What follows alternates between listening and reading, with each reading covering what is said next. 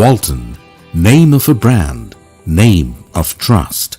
Quality is its ultimate goal.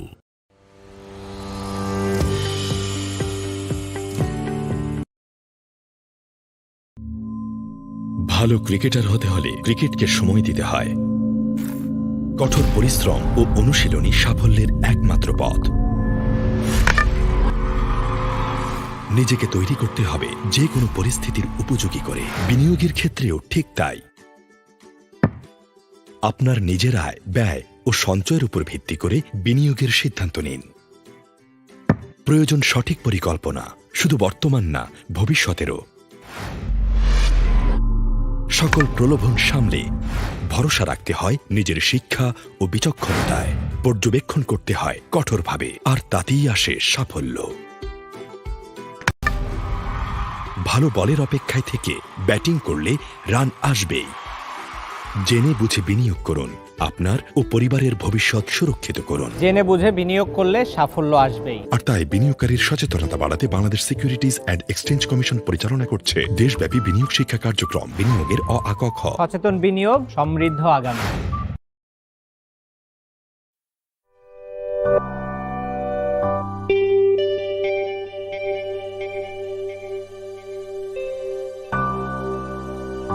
অভিনয়ের সাফল্য একদিনে আসে না। মেধা এবং পরিশ্রমের দীর্ঘ প্রস্তুতি যার আছে তার কাছেই আসে সাফল্য। শেয়ার বাজারে বিনিয়োগের ব্যাপারটিও একই রকম। একদিনেই লক্ষ্যে পৌঁছানো সম্ভব নয়। বাজার দীর্ঘমেয়াদী, বিনিয়োগও হতে হবে দীর্ঘমেয়াদী। আয় ব্যয়ের সাথে মিল রেখে বাজেট ও পরিকল্পনা করতে হবে। বুঝতে হবে বাজারের গতি প্রকৃতি ও কোম্পানির সম্ভাবনা। এ বিষয়গুলো সহ বিনিয়োগের নিয়মকানুন সম্পর্কে প্রয়োজনীয় ধারণা দিতে Bangladesh securities and exchange commission দেশব্যাপী শুরু করেছে বিনিয়োগ শিক্ষা কার্যক্রম। বিস্তারিত জানতে লগ ইন করুন www.financialliteracyBD.com এ। গুজবে কান না দিয়ে জেনে বুঝে বিনিয়োগ করুন। দেশের অর্থনীতিতে অবদান রাখুন। বিনিয়োগের অ আ ক খ, সচেতন বিনিয়োগ, সমৃদ্ধ আগামী।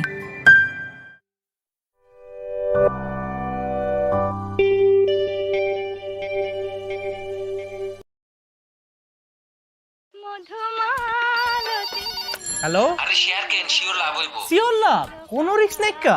কিনতাছি ভাই। ওই রমজান না, মাল সব বেচা ফেলা, শেয়ার কিনতে হইব। মকলেশ ভাই 20 লাখ টাকা দেন, এক মাসে ডবল হইব সিওর। হ্যালো, মা শেয়ারে লস হয়ে গেছে গা। কি? হাই হাই, এটা আমি কি করলাম? না জানা না বুঝে আমি কি কিনলাম? সব বিনিয়োগেই ঝুঁকি আছে। ঝুঁকি বিবেচনা করে বিনিয়োগ সিদ্ধান্ত নিজে নিন, কারো কথায় বা গুজবের ভিত্তিতে নয়। আর তাই বিনিয়োগকারীর সচেতনতা বাড়াতে Bangladesh securities and exchange commission পরিচালনা করছে দেশব্যাপী বিনিয়োগ শিক্ষা কার্যক্রম বিনিয়োগের অ আ ক খ। সচেতন বিনিয়োগ, সমৃদ্ধ আগামী। বিনিয়োগ শিক্ষা লইছি, কত কিছু জানলাম। ওই রমজান না, ডবল হচ্ছে বিরানি লাগা। হ্যালো, আরে শেয়ার কেন, শিওর লাভ হইব। সিওর লাভ, কোনো রিস্ক নাই কা। কিনতাছি।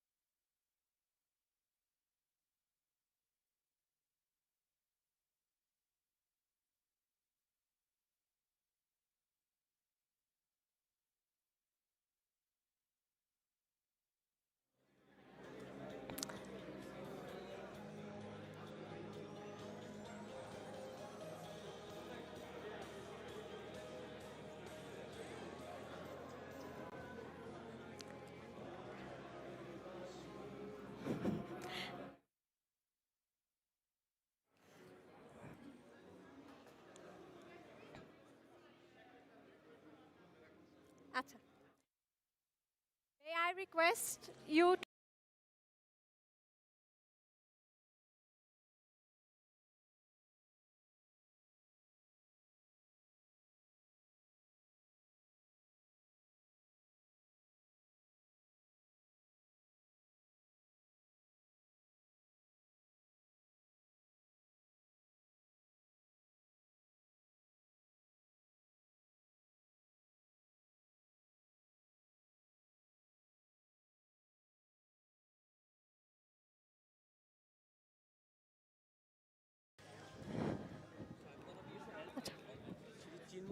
শ্রী চিন্ময় আচ্ছা কারে ডাক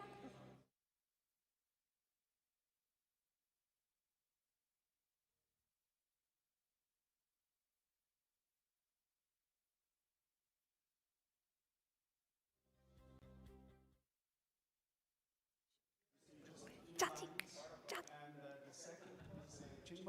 Chinmoy is our teacher. Sri Chinmoy is from Bangladesh, and he has composed many songs, and we are his students, and we are so grateful that we can share the Bengali music and the Bengali heart with the whole world. We sing all over the world. We learn those songs, and they are all songs of the heart. And thank you very much for being here.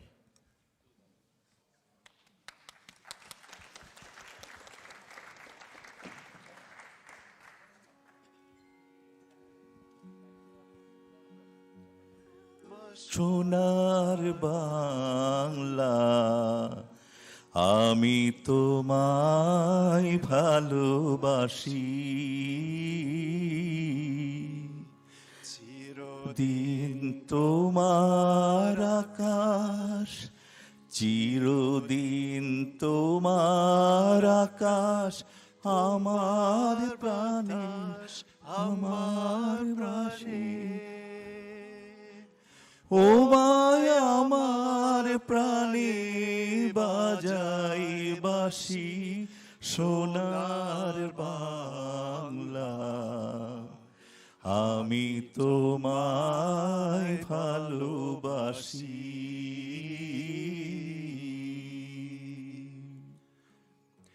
আমার সোনার বাংলা আমি তোমায় ভালোবাসি চিরদিন তোমার আকাশ চিরদিন তোমার আকাশ আমার বাতাস আমার প্রাণে ও মায় আমার প্রাণে বাজাই বাঁশি সোনার বাংলা আমি তোমায় ভালোবাসি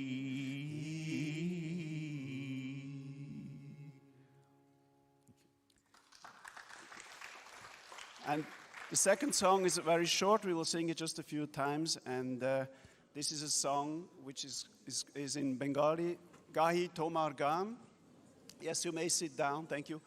And just that you know, there's a music group. They sing all over the world. They sang for many people, Mother Teresa, Pope, and many. And they sang it a few years ago with many Hungarian children. They learned many of those songs by heart. And this is one of the main songs that we sang together with all those children.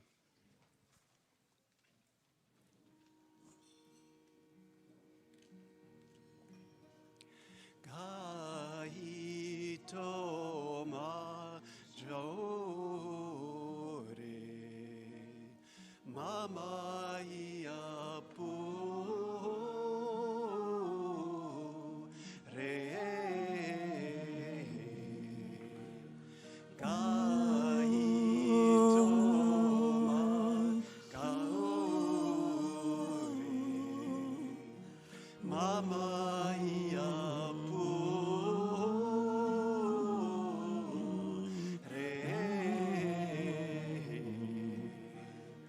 God.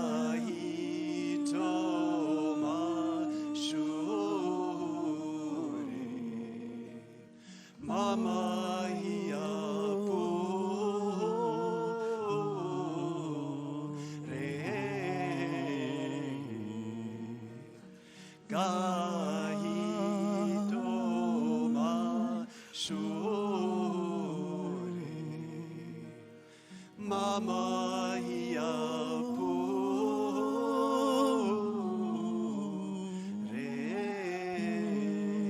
Let's move down.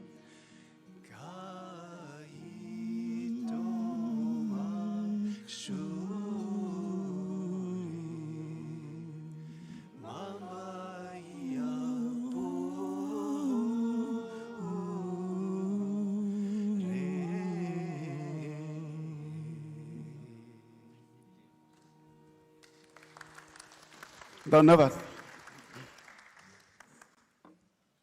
Thank you very much. Thank you.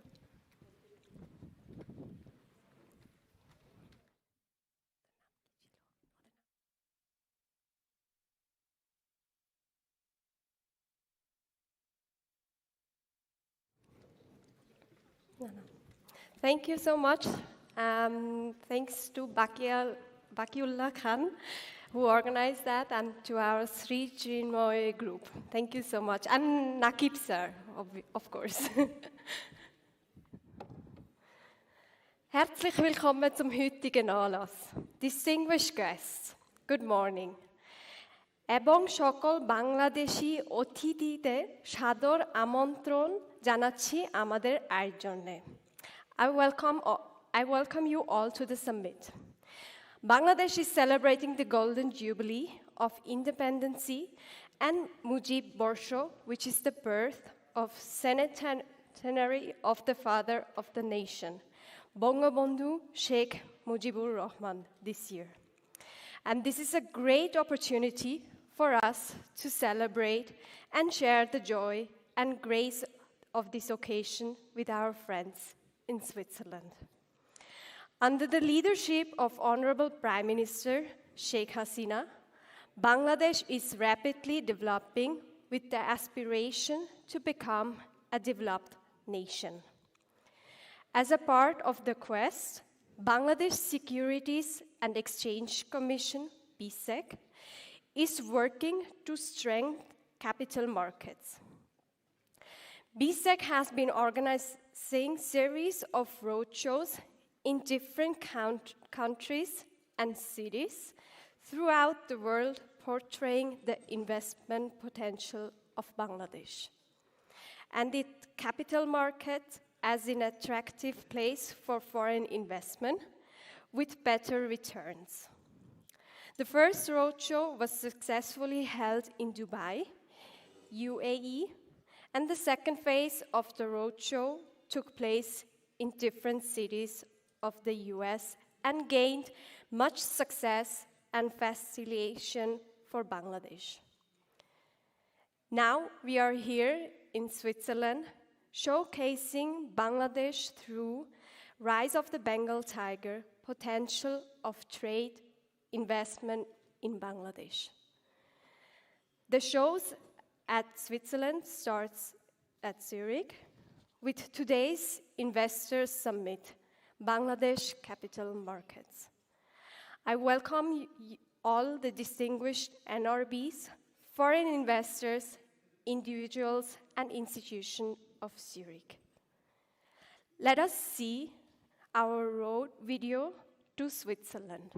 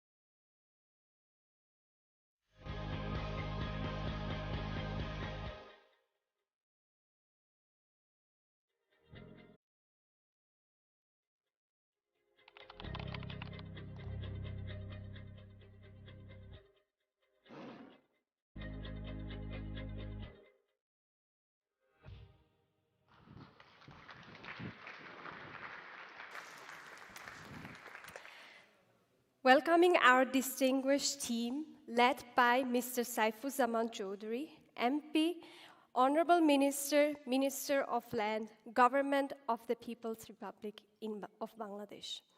Mr. Abdur Rauf Talukdar, Senior Secretary, Finance Division, Ministry of Finance, Government of the People's Republic in Bangladesh. Professor Shibli Rubayatul Islam, Chairman, Senior Secretary, Bangladesh Securities and Exchange Commission, BSEC. Mr. N.M. Ziaul Alam, PAA, Senior Secretary, Information and Communication Technology Division, Government of the People's Republic of Bangladesh.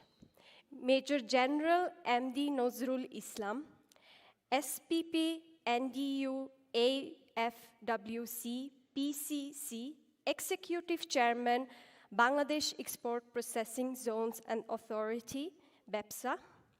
Mr. M.D. Alamgir Hossain, Member, Tax Policy, National Board of Revenue. Dr. Sheikh Shamsuddin Ahmed, Commissioner, Bangladesh Securities and Exchange Commission, BSEC. Dr. M.D. Harun or Rashid Bishwas, Director General, Department of Cooperatives.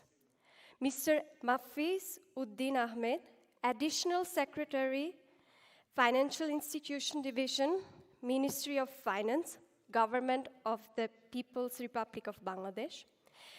Very respected Mr. Sheikh Kabir Hossain, President, Bangladesh Insurance Association, and Mr. Arif Khan, former Commissioner, Bangladesh Securities and Exchange Commission, BSEC. Also, Vice Chairman, Shanta Asset Management Limited, along with other delegates from Bangladesh. I also welcome all the participants gathered here and everyone joining throughout the online platform. Let us proceed to begin with our summit discussions. I would like to request Honorable Chairman of Bangladesh Securities and Exchange Commission, Professor Shibli Rubayatul Islam, to come up the stage and deliver your wise and kind words and present the overview of Bangladesh and its capital market to the audience. Thank you. Thank you very much. Assalamu alaikum and very good morning. On behalf of Bangladesh Securities and Exchange Commission and all of us from Bangladesh, we gladly welcome all the guests here, and I'll not take too long to name the honorable guest and others. At first, I would like to pay my thanks to the Honorable Minister for leading the team from the front and helping us organizing this wonderful function at Switzerland, especially in Zurich at this moment. And we have in our team our government representatives, business delegation, and others. And we welcome you today, and we hope after this session, in the question and answer session, we'll be able to answer to all the questions that you have about Bangladesh, to know more about Bangladesh. And if you have any other queries about doing business in Bangladesh, we'll be happy to respond to any queries that you have. Not giving a speech, I would like to make a small presentation with some information which might help you to think about Bangladesh, to be our partner, to be our trading partner, to be an investor in Bangladesh, or to do any business with Bangladesh. The reason is, now I start my presentation. Bangladesh, I have made the title From Ashes to Success. We started in 1971, and you know our great leader, the father of the nation, Bangabandhu Sheikh Mujibur Rahman. He started leading the country from his almost when he was a young student. And from 1947 and onwards, all the historical events that happened in our area, our subcontinent, in our country, that was his contribution somehow involved. We have struggled through a lot of historical issues, language movement, 6-point movement, mass uprising, and then in 1971, we went for the liberation war. And after a lot of struggle, Bangladesh got liberated, and independently, after hundreds of thousands of years, we started working for our own. And we are really grateful to someone from Europe, like Andre Malraux, Simon Ring, Mark Talley, then William S. Howard, George Harrison of Beatles, everyone, they contributed in getting Bangladesh liberated and helping Bangladesh to be an independent country. We have a very strong diplomatic tie and a bilateral trade that is increasing day by day with Switzerland. And thanks to the Honorable Excellency, and I see here our ex-ambassador to Bangladesh is also here, who also worked hard in developing our trade and business with Switzerland. We have about 850 million bilateral trade at this moment, but we know there's still a lot of room to develop and many things to do together. We have almost 100 Swiss companies in Bangladesh, and few of you, just to inform a little bit about Bangladesh, we are a country of 160 square kilometer, just 1.2 times to New York, a highly dense country with high density of population. Our GDP is 355 billion, and it's growing at the rate of 5 to 8%. Just because of Corona, it's low, but it was more than 6% all through during the last 1 decade. Our GDP and GNI per capita is also increasing, and our population is 168 million at this moment, and this is our 1,265 population per square kilometer living in Bangladesh. During these 50 years of Bangladesh, we have walked through a lot of struggle, but you can see through the curves that how Bangladesh has improved during this decade. You can see, if we see the comparison between Bangladesh, Pakistan, India, Cambodia on GDP, the orange curve is Bangladesh, and you can see the curve and you can see the slope, how it's improving. You can see the GDP growth here, that how Bangladesh is doing, and it is almost 5.20 in an average if you compare with the other countries around us. The inflation rate remained almost stable and it's going down, and if we compare with other countries, this is the actual scenario. And external debt to nominal GDP, Bangladesh holds the minimum debt, external debt at this point of time. And you can see from here that we are not that much of debt dependent, and we are now more self-reliant. And the indicators that I'm going to show you now shows how strong the financial market is. The current account, if you see the current account, that export and remittance is now more than import, and that is helping our reserve to grow. And that's how gradually our reserve today is about $48 billion and is growing regularly. Our current account and export-import graphs are here. You can see the changes that is happening. Just little bit of Corona that has a little bit of impact last year, but it has come up again. The meteoric rise of Bangladesh, that we are shifting to the next phase now. And people like Swiss people, other different organizations in Switzerland and other countries, they're saying a lot of things about Bangladesh, and they find a lot of potential that Bangladesh has in the next 2 decades to do. And that's how we have a vision that by 2041, we want to be a developed country. If we see a little bit of socio-economic indicators, where Switzerland and Swiss government is also beside us, our life expectancy at birth has better performed during the last decade, and we are doing better than our neighbors. Our mortality rate, infant mortality rate, is much lower than others. Our literacy rate is growing up very fast. Our female labor force participation is now one of the highest around Bangladesh. And everything happened just because of a leader. She has led us in such a way that Bangladesh during last 1 decade has improved that much, which Bangladesh could not do during last 40 years.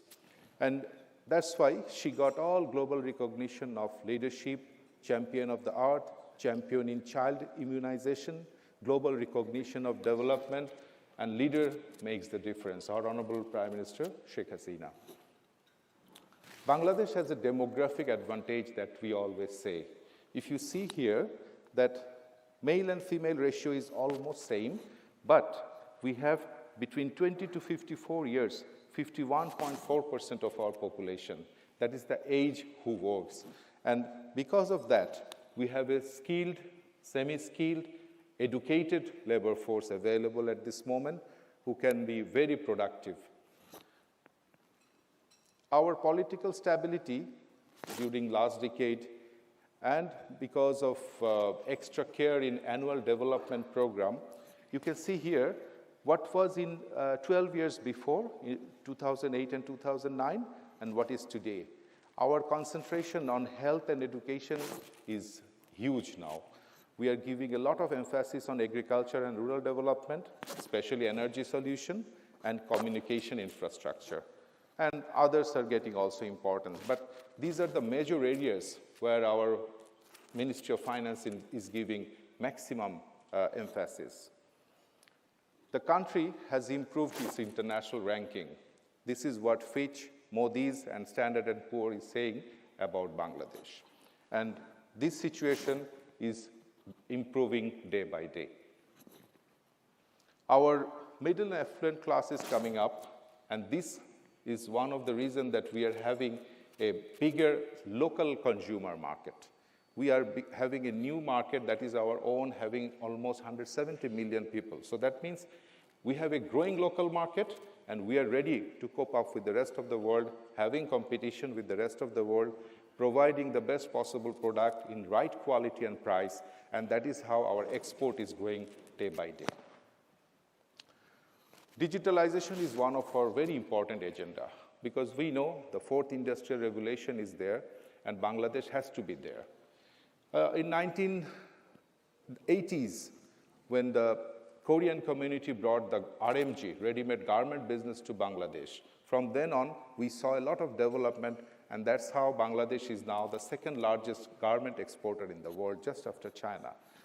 But now we know that fourth industrial revolution is knocking at the door, and we have to do more on high-tech engineering and business of such nature. So that's why digitalization, IT, and this type of business is our priority at this moment. But due to Corona, we were a little bit, our activities were disrupted, but we showed, our leader, Honorable Prime Minister, showed a great leadership where she balanced between life and livelihood. So this balance helped the economy to stay at least near to the normal. And that's how our GDP growth is still, during Corona, is about 5% plus. And if you see the electricity, gas, and fuel consumption, pre-Corona and post-Corona, you will see that the economy is coping up with the new normal situation. And we are trying to combating against COVID-19 pandemic, and we are with all the international vaccination program involved, and Bangladesh is heavily vaccinating its population. One of our pharmaceutical company, Incepta, has engaged with an agreement, and so the Chinese, one of the Chinese Sinopharm will be having joint manufacturing program in Bangladesh, producing vaccines in Bangladesh. Infrastructure, as I was saying, is a priority at this moment, and that's why a lot of huge, big, mega billion-dollar projects are underway. So this is just an example how Bangladesh is proceeding very fast to have a world-class infrastructure in Bangladesh.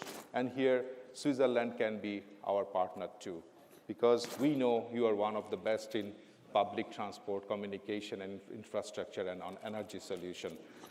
Our next growth drivers, why we're here is to invite you for trade, business, and investment. BIDA is Bangladesh Investment Development Authority. They are providing one-stop service, providing all the land, energy, and other facilities, quick engagement of all the local facilities, and this is how the investors are getting benefited. So this authority, if contacted, will help you in any investment-related concern that you have.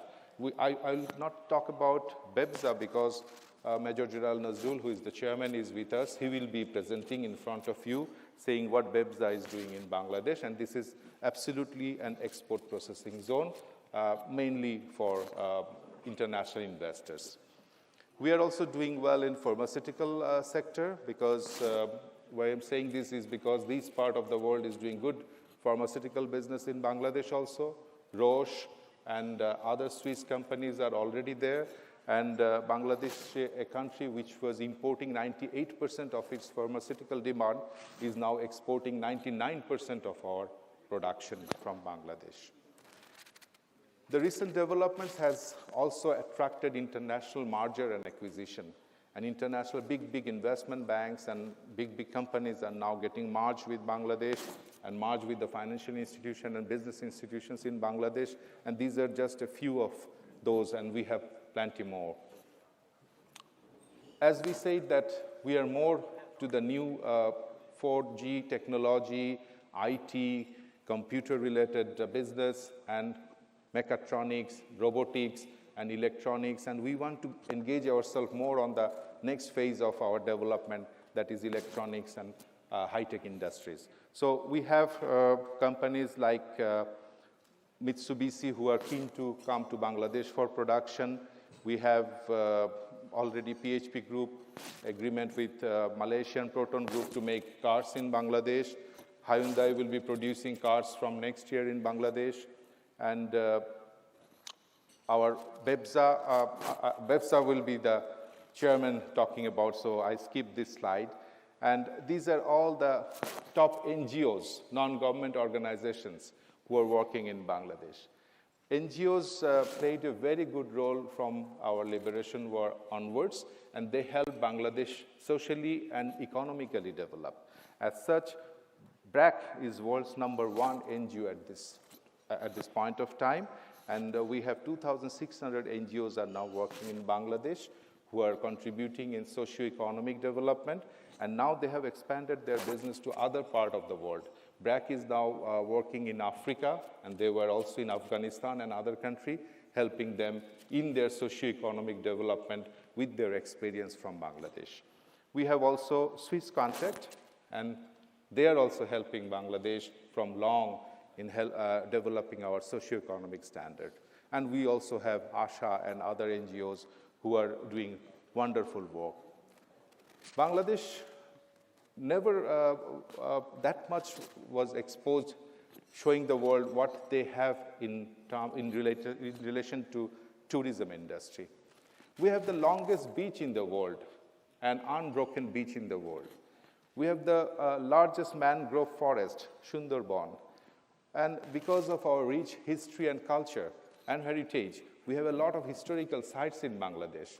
And now the government has started developing those, so we'll be attracting all of you to see the wonderful tourism areas and what we have in Bangladesh. So when you will be in Bangladesh, we'll show you a lot of things unexplored, untouched, and nature still not with artificial flavor.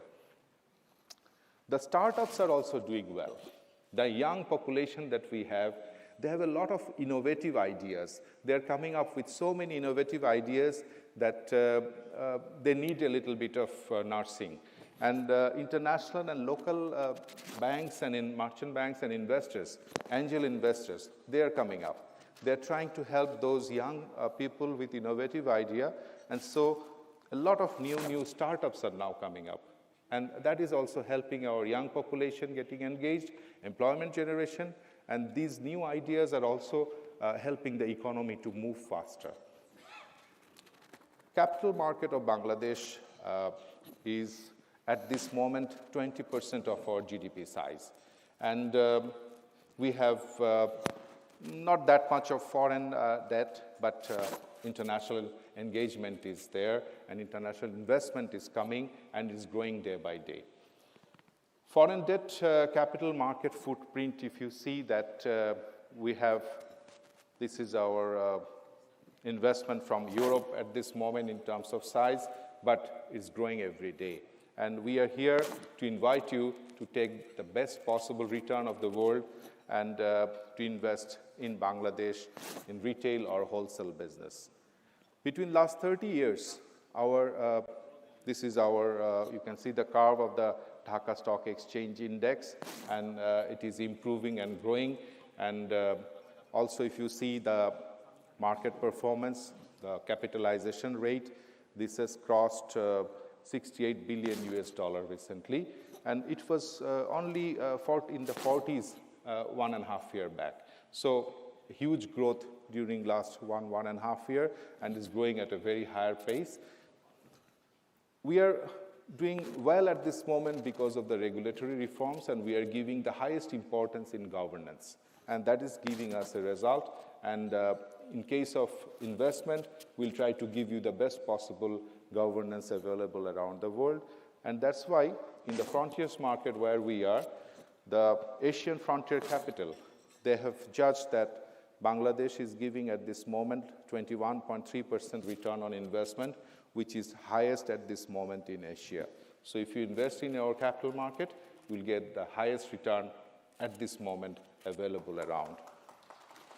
Thank you. And we are ready to catch up with real economic growth. Our MCAP index to the 200, you can see here that we are doing well, and our companies where international investors are investing are also doing very good. And you can see their P index and their return on investment, everything you can see from the information. The key reasons why you will choose Bangladesh is because we have a shock-absorbing capability against global volatility. We see many things are happening around the world, political, geopolitical, war, so many things. But Bangladesh has its own shock-absorbing capability. External situation could do little in having our economy in a volatile situation. So we say that we have a shock-absorbing capability. Our foreign exchange rate is very stable, which I showed earlier, and no pre-approval to repatriate investments from Bangladesh. You can take as much money as you want through your NITA account to Bangladesh, and you can bring back your money with profit without any approval from Bangladesh through the same account in any convertible currency through which you are investing to Bangladesh. So the things been made very simple for international investors.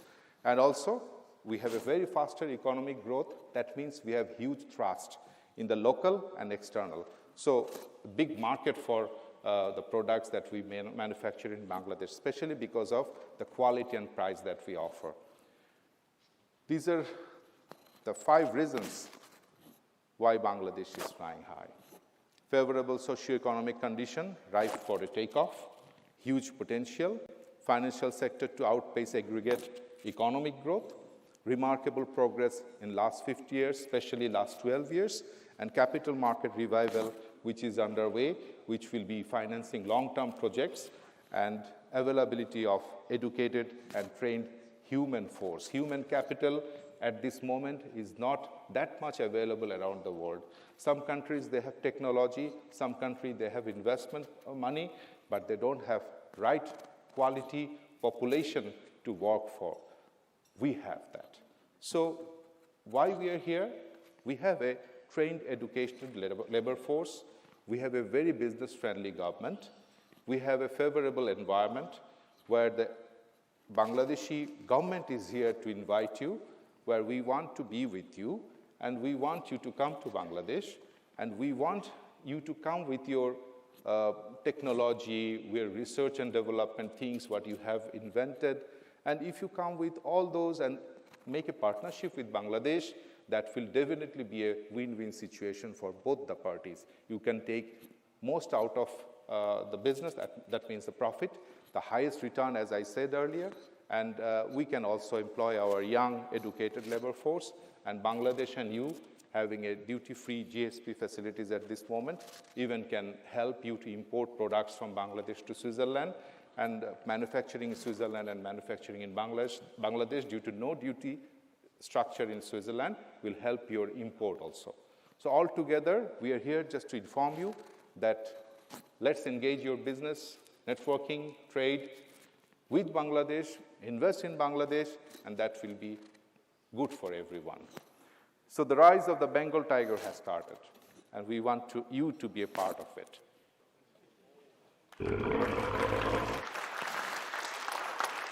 Thank you.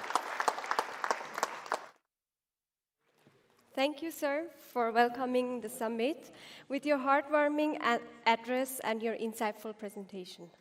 Ladies and gentlemen, now I would like to request Honorable Senior Secretary, Finance Division, Ministry of Finance, Government of the People's Republic of Bangladesh, Mr. Abdur Rauf Talukdar, to come over and deliver his speech and present on economic development of Bangladesh for our audience.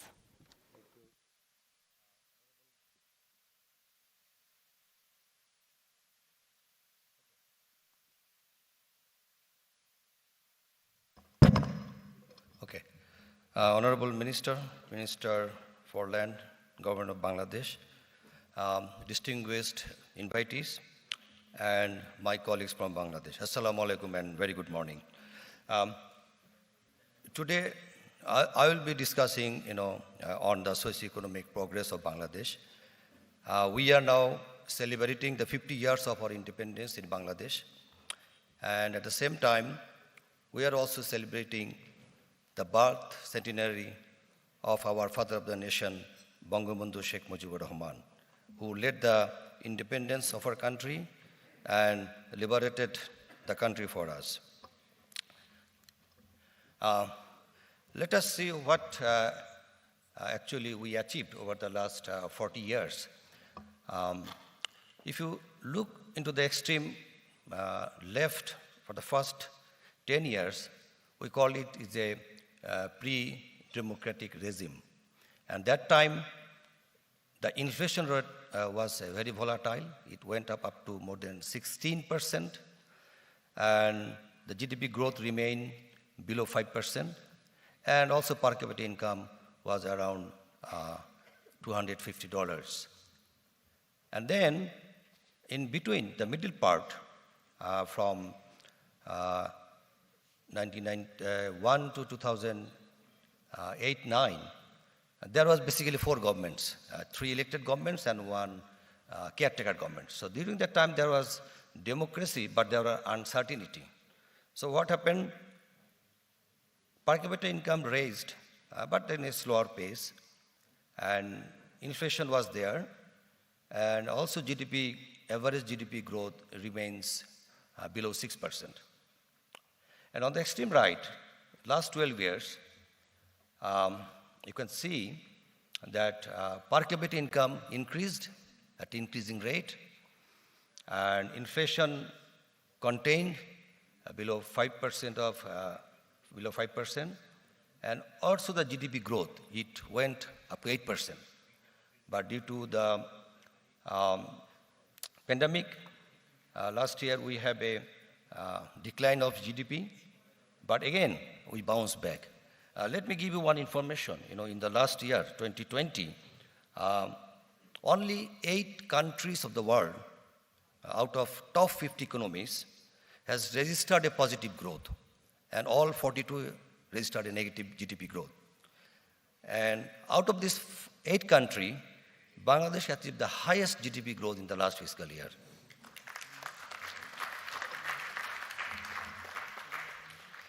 Another point I would like to mention, you see, on the extreme left, in the first 10 years, our per capita income increased only $5.5 on average in the first 10 years, $5.5 US. In the middle 18 years, our per capita income increased by $20 a year on average. But on the extreme right, in the last 12 years, the per capita income increased by $122 on an average. Now in Bangladesh, we have more than 25 million people whose per capita income more than $12,000. So this middle income group has been increasing, and we are moving toward a middle income country. All these things happen because of three significant reasons. The first one is continuity of public policy. There is one government over the last 12, 13 years. So the public policy continuity was there. We have political stability over the last decade. And also the continuity of leadership. We have one leader, so lead us to this development path. So I would like to mention here that Professor Shibli Rubaiyat has already mentioned that we have so many achievements over the last 50 years from ashes to success he mentioned. But I would like to concentrate on the macroeconomic stability. So look into the monetary sector. Our interest rate, it was it is the average interest rate. It was above around 14% in 2012. That has come down to 7% by half in this fiscal year. So interest rate has been reducing. That helps the investment to grow. Inflation rate, this is very important. And inflation rate we managed to contain below 5%, around 5%, below 6% over the last 6-7 years. And the exchange rate, this is more important for the FDI, that remains in a stable line. It is around 79 to 85 over the last 10 years. So the exchange rate even stable over the last 10 years. So the monetary sector indicators actually suggest that our economy remains stable and going to be stable in near future. It's one of the area of fiscal sector in the macroeconomic stability. So the green line is our expenditure is increasing, the revenue on the red line, and the other one is budget deficit. So budget deficit will remain below 5% of GDP, and we follow the golden rule, the OECD golden rule in terms of fiscal deficit. The two basic rules. The first one is domestic borrowing should not exceed the 3% of GDP. We maintain that. Remaining 2% we borrow from the external sources. And other important area is, the borrowed money, the money we borrow for the fiscal deficit. Basically, we use that money for the investment purpose.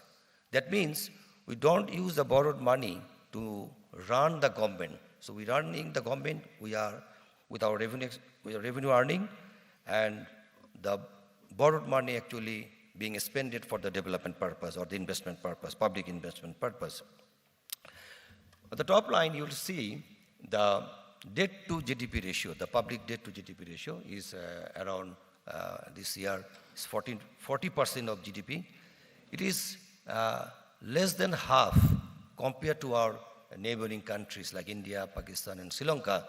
Their debt to GDP ratio is around 100%, but ours one is only 40%.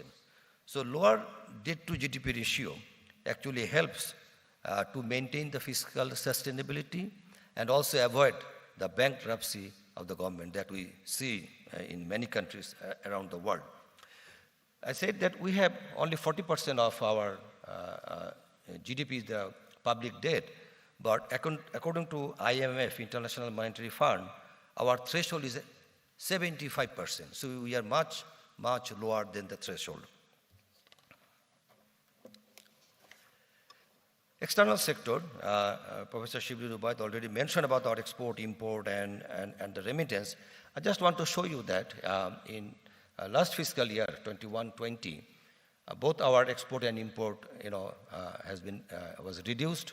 But again, we bounced back very quickly. So we do have our built-in resilience of our people, of our business community, and of our industry, so they can bounce back very quickly. As I mentioned that Bangladesh was scored the highest growth rate in the last fiscal year of the top 50 economies. On the bar chart, you see the reserve of our foreign exchange reserve is increasing very fast. The standard criteria is we need to maintain at least 3 months of import bill we can pay with our reserve. But the reserve now we have is almost 9 months, equivalent to 9 months of our import bill. And other important criteria that the reserve should be higher than our short-term borrowing, so that we can meet the short-term requirements at any time. Our current reserve is 4 times of our short-term borrowing. So we are maintaining a very good reserve that will ensure the security of foreign investment. So let us see other notable progress. The poverty rate has been reduced. It was 40% in 2005. In 2019, it came down to 20%. And the same as extreme poverty. Life expectancy. Our life expectancy at Barta is 72.6 years. It is actually 5 years higher compared to our similar economy around the world. And it is, 4 years higher than India and 6 years higher than Pakistan. So we invested a lot in our develop the human capital. Population growth is reducing. Infant mortality also reduced. And adult literacy has increased to 75%. And more important, the food grain production. In 2005, our total food grain production was 27 million metric ton, mostly rice and wheat, this is cereal, which has increased to 42 million in 2019. But the most important thing to note here that we are losing almost 0.25% of our arable land every year due to urbanization and industrialization. However, with the high yield variety, government support, and of course the farmers' hard work, we are maintained to increase the food production.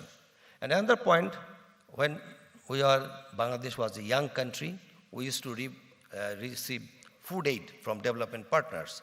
But after 1985, we are not, actually we don't need any foreign aid on food grain. So we are not receiving any food aid from the development partners.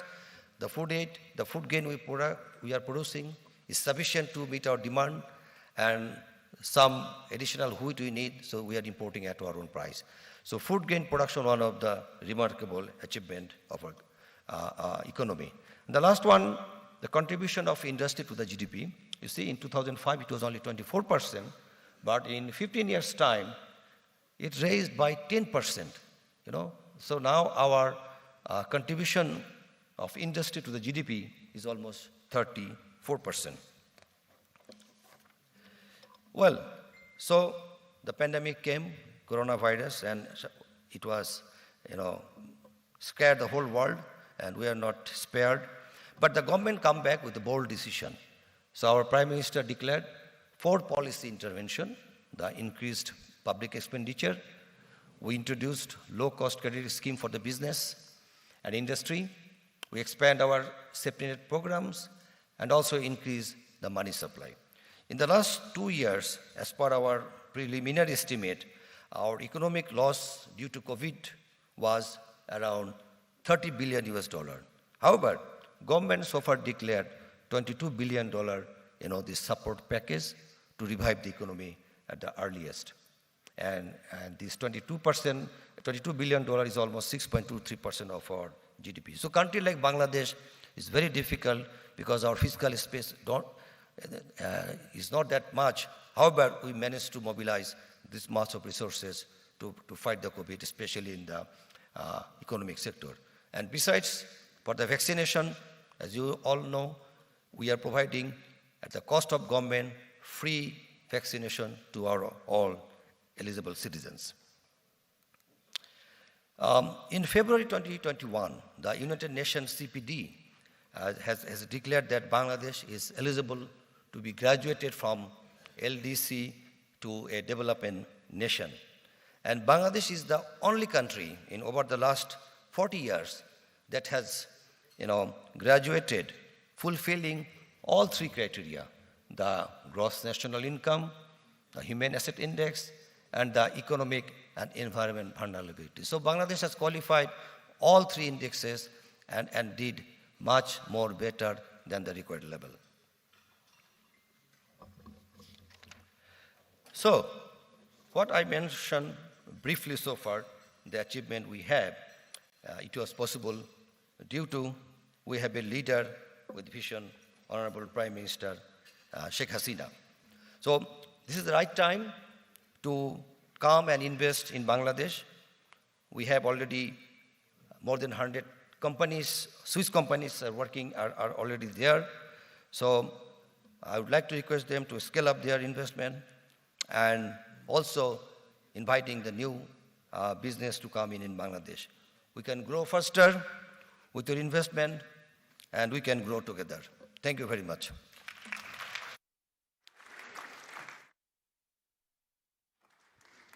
Thank you, sir, for your valuable speech. Now I request Honorable Executive Chairman, Bangladesh Export Processing Zones Authority, BEPSA, Major General MD Nazrul Islam, SPP NDU AVWC PCC, to please share an overview of investment in Bangladesh export processing zones with the guests gathered here.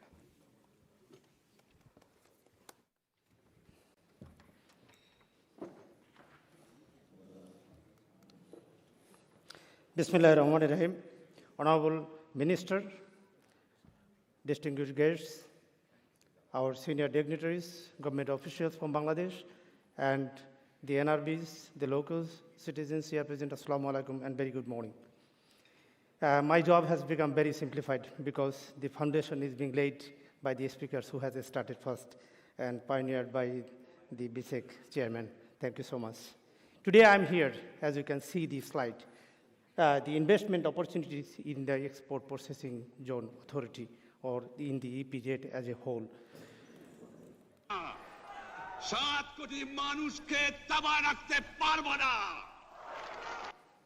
Yes, that is the starting point of our nation from the scratch. And today we are here that you all are aware of the foundation, the resilience of the nation, a poor nation like Bangladesh, and this is standing in the world platform today. So I will not go into the details of the strength of Bangladesh that you are already aware of. Today I will be mostly focusing on, these are very well-known statements. So these all are the testimony of our strength. And that is why today we are here to tell you where we are and what we expect from you and what is our strength and why you need to come to Bangladesh for our mutual benefit and the mutual growth.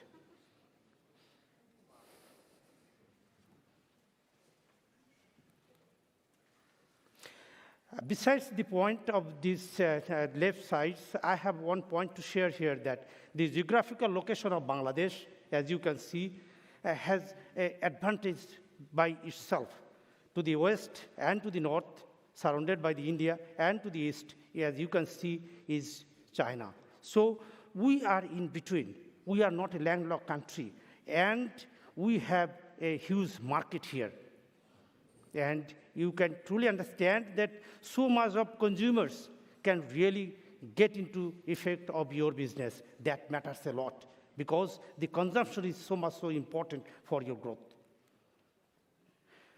As you will be knowing that there are 4 investment promotion agencies in Bangladesh. The third one is the BIDA, which really does not have any infrastructural area where you need to invest. They are the synthesizer of the Bangladesh export processing zone and Bangladesh economic zone. Many a times I am encountered with the question, what is the difference between first two? Let me be clear here that the export processing zone, as the name implies, that whatever you produce, you need to export it.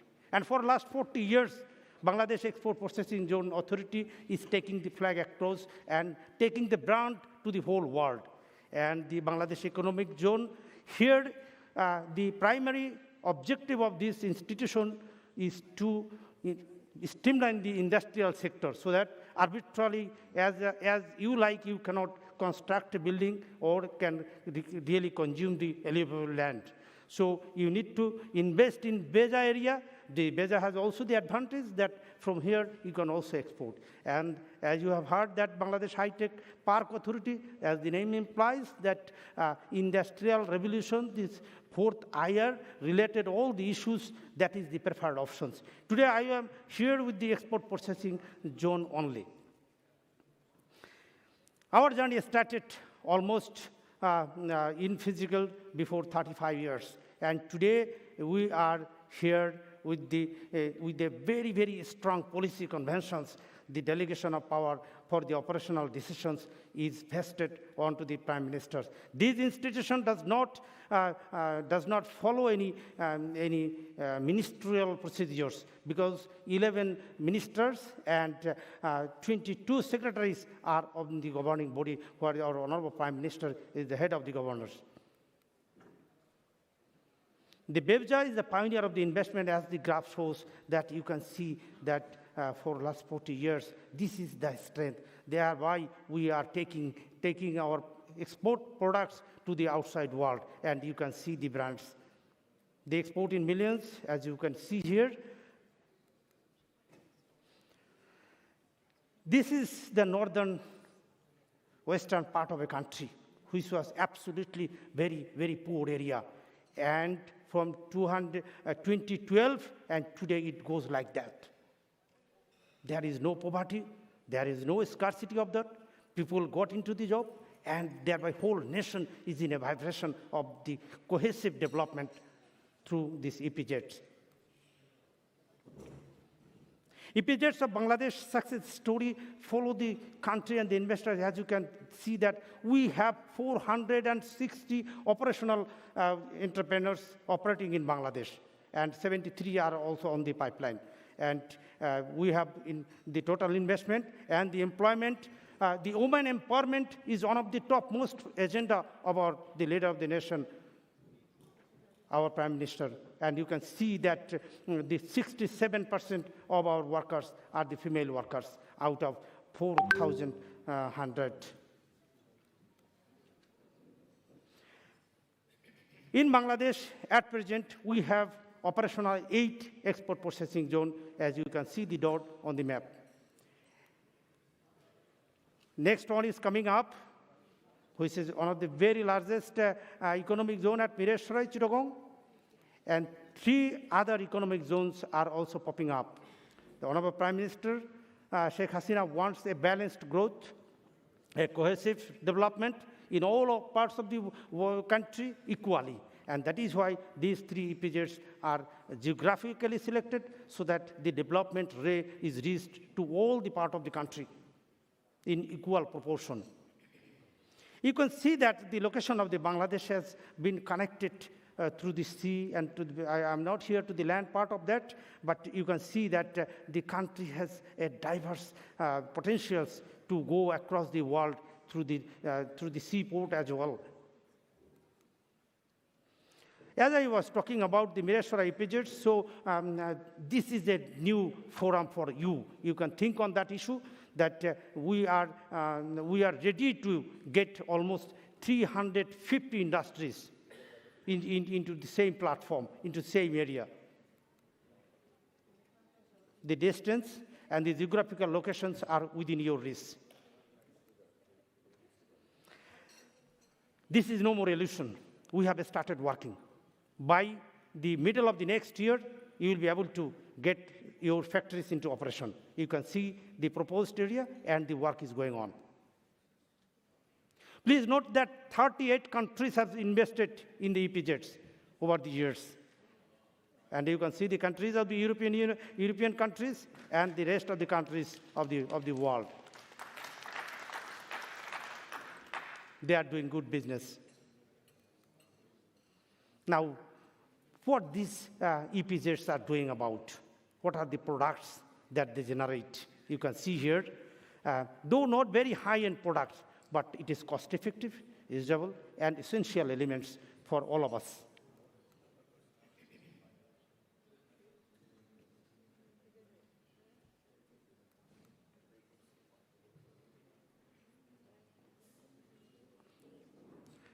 Please note that the EPZ is not dependent only on ready-made garment sectors. So that is the strength. Even during the pandemic period, we are not shattered, we are not rattled down the way the ready-made garment sector has suffered. The brand products of the EPZs, I think, needs no elaboration.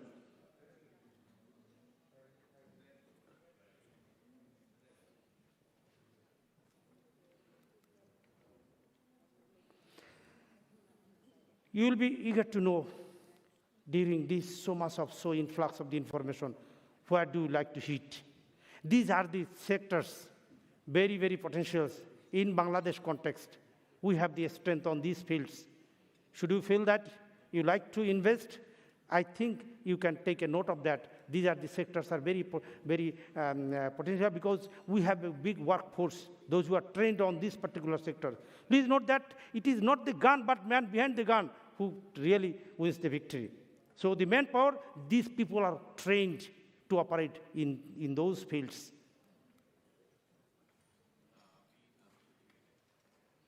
And meanwhile, with our workforce, we are here, as you can see. I will not talk much on this issue because the previous speakers has given a lot of insights on the investment opportunities in Bangladesh. In EPZs, because the ILO headquarters is in Geneva, they are the watchdog of the total labor issues, the compliance of the workers.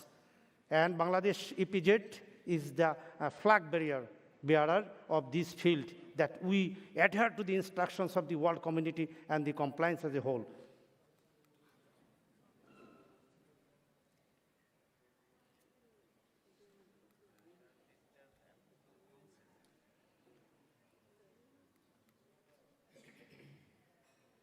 During this pandemic period, you can see that our export has grown up. When the FDI flow in the whole world was reduced by more than 41% in Bangladesh, it has reduced only 19.5%. So you can understand that how strong we had been. And the export figure, that also is the testimony about this statement. So much of people have lost their job this pandemic period. We all are affected. But in Bangladesh, in EPZ, you see that we have created jobs for 47,000 people during this 1 year of pandemic period, no less than that. I think we can get a round of applause onto this issue of the new generation of the force.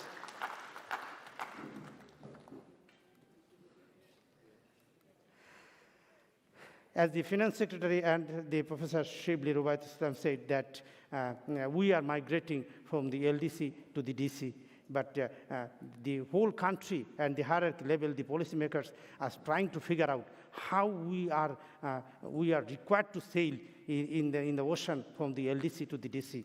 And you can see that we have a comprehensive package and understanding, roadmap to sail from the LDC to the DC. And you will be benefited that even we are migrating, we have all the comprehensive arrangement. Your investment will not be vulnerable, will not be hindered. It will be secured through these total arrangements.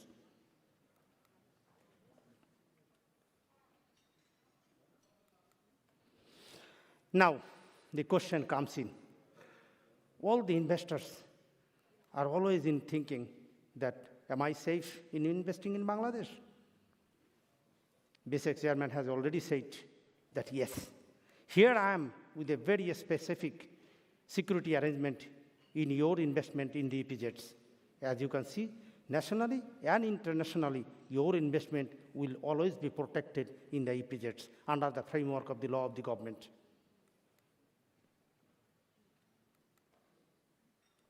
Now, these all had been the issue where you need to invest. Now the question comes in, how really you come into the EPZs? What is the procedure?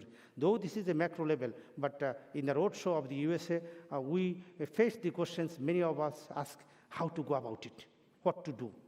Today I'm here with the very specific platform here that as you decide to come to Bangladesh, these are the preliminary issues. Somehow you land into the BSEC authority that you like to invest. Here comes the steps for permission. Though this slide seems to be very chronological a process, but it's not very complicated. Letter of interest, you can send it by the mail, and once you reach to the authority, you will be shown the areas where you feel comfortable. And the documentation and the payment, and before you invest, after seeing, after serving, there will be an agreement signing. Yes, you like to invest in particular area. That is the starting point of your investment. Now, many of you, particularly the NRBs, has a very bad experience in investing in Bangladesh. As the question answer comes in, we'll try to give you why and what happened really. In Bangladesh, things have improved a lot for last 12 years, is many a times told by our previous speakers. The documentation part is very, very simple. As you can see, the project proposal, this simple money as a grantor, and the invoice of the machineries, bank solvency, this is one of the aspects. Please note that all the good companies investing in EPZ should have a good financial strength. You cannot depend on the bank and the borrowing. We take a strong note onto that. These are the simple requirements. After signing that, yes, you like to invest in EPZ, the procedure that you can see, the steps are very, very simple.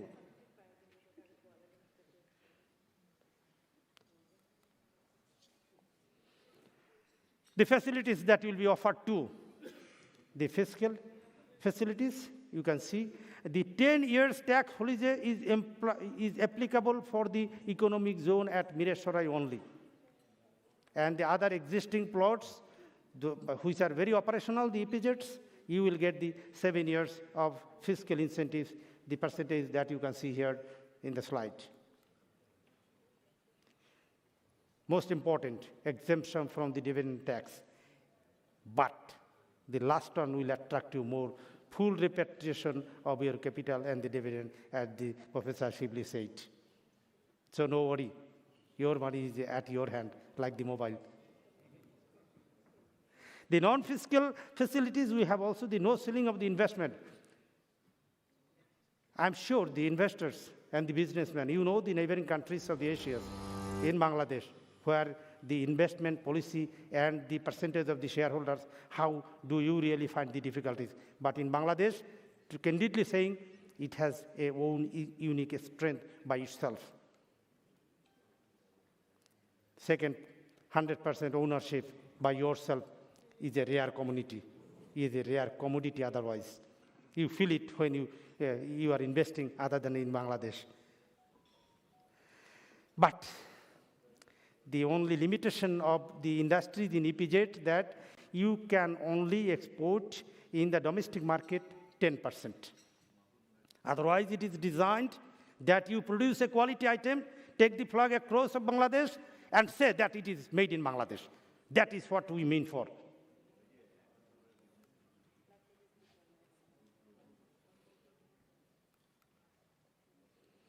Support services, we have tried to allude to take you in Bangladesh. We have also some moral and ethical obligations to support your business. We are here to assist you in custom clearance. The NBI member is also here. We are closely working together comprehensively under the own framework.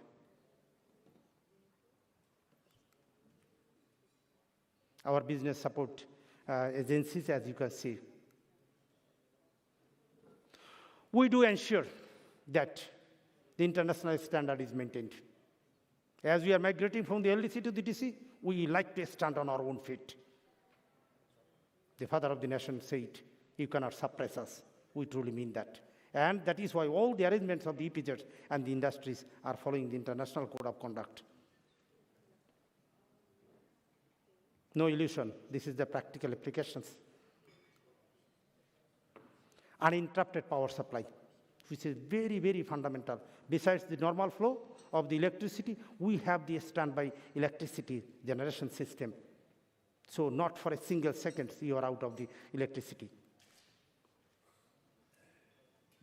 Once you are within the EPZ area, no worry. Your complete responsibility is rested onto the BEPS authority. You don't have to be bothered. We have all the arrangement to test whether these all are placed in your company or not, ensuring that we mean it. Security situation, you are completely under watch. That is the strength and the weakness, the way you take it, the way you accept it. Workers' welfare, ILO, European Union, American Chambers, USA, you all are taking our say items, and your only focus is that workers' welfare. Please note that our Honorable Prime Minister also put a lot of emphasis on this workers' welfare. As you can see, more than 60% is the female worker there. The worker welfare includes the health. The medical center is completely free for the workers.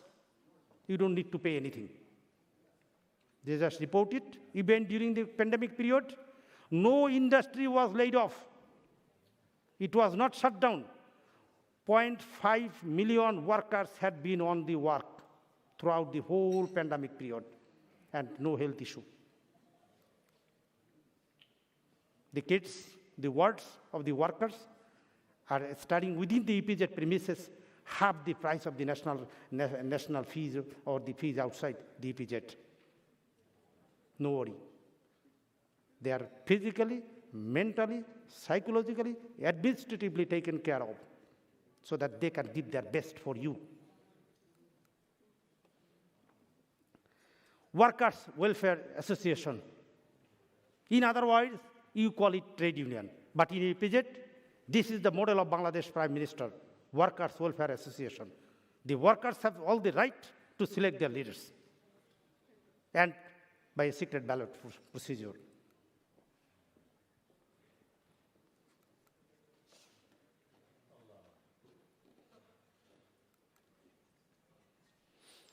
One-stop service. Whatever is required in connection with investment and to go into the Bangladesh, BEPS work as a one-stop service. The services that we provide, you can see at the left, this is automatically generated. And to the right, BEPS work as a catalyst. We bridges, we take the initiatives on your behalf. You don't need to roam around. That is our responsibility, to connect with the other agencies of the government. So in all nutshell, we work as the pivotal factor in crystallizing the total process. Take your burden at our head. You don't need to construct any building. I'll do it for you. As you can see, it's just plug and play. That's all. If you have money, nothing you need to do it. We'll take all the hassles and the burdens. These are the standard factory building that is prepared by us. You give the rent only. On this account, on the performance of the BEPS, the Honorable Prime Minister is very much attached as the head of the governing body. You'll be happy to note that the BEPS, the economic zone, contributes almost 20% of the total export of the country. Even in this year, I have the credentials of $6.7 billion US export.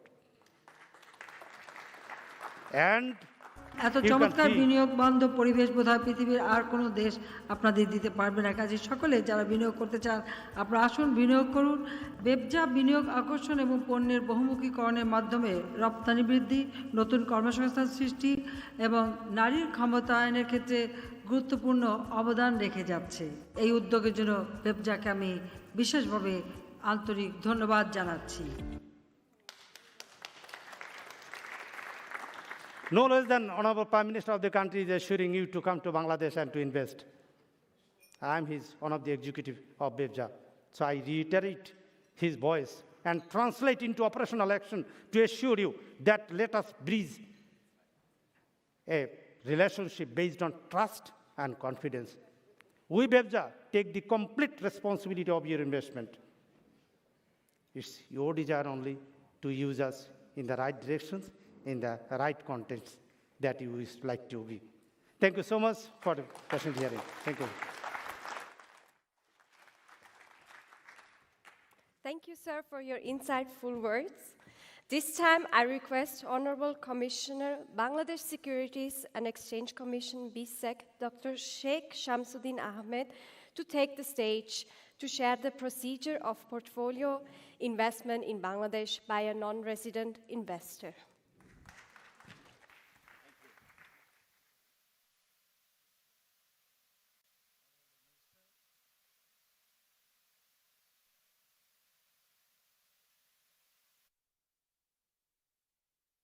Thank you very much. Honorable Minister, Honorable Chairman of the Bangladesh Securities Exchange Commission, Honorable Secretaries, distinguished guests, and participants. I think we have heard the big picture in the meantime. We know what we have in our mind in the country and how we can progress. My part is to actually talk about a little bit on the how to do kind of thing. I mean, how we can do this thing that we are thinking about to invest in Bangladesh. One way is to go through the portfolio investment, and that is available to anybody, and especially to the non-resident Bangladeshis at the same time. So I would like to give you some detail on that. Who are the non-resident investor? People who are not living in Bangladesh, institution not incorporated in Bangladesh, and non-resident Bangladeshi nationals. NRBs living abroad needs a few qualifications like permanent resident or status of the foreign country or valid work permit or NVR, no visa required seal on their national passport.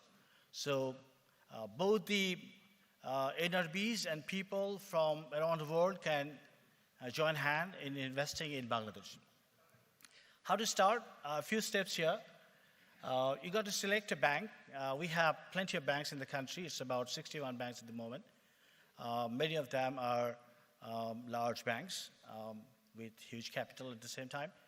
And you can select any of them, and the government has a very important dimension, which is called NITA account, NRB Investment Taka account, and that is to facilitate inflow of money and the outflow of money that needs to be invested into the market.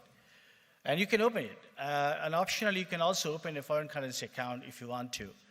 But NITA account is the primary step towards getting into the investment dimension. Then you can open, you need to open a beneficiary owner's account that you can do over the internet. Sitting in this room, you can actually open. I will show you a slide on that, how to do that.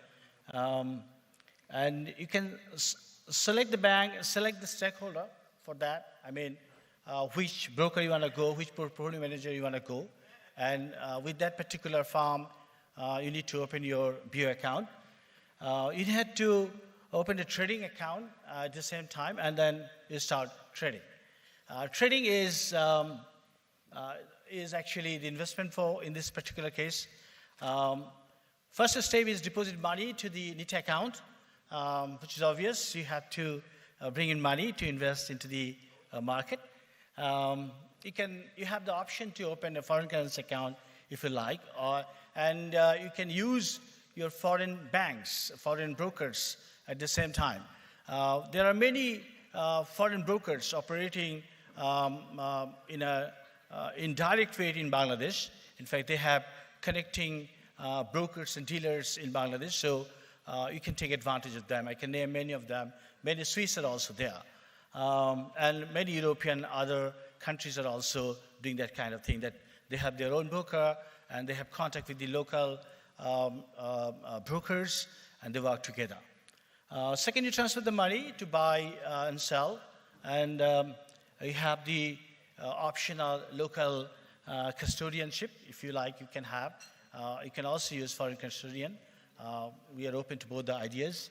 Broker and manager verifies the availability of money, and then you go for purchase of securities via the BU account. There are some guidelines how you can open the most important NITA account. Like you have to be a non-resident investor. You can do it with any authorized dealer bank. There are plenty of authorized dealer banks, branches in the country. All banks have authorized dealers because it's a foreign exchange involved. So we expect that these are done through the authorized dealer branches. NITA must be credited with freely convertible foreign currency so that it comes easily and also can move out once you decide to liquidate some of your investment, or if you want to repatriate your income out of that.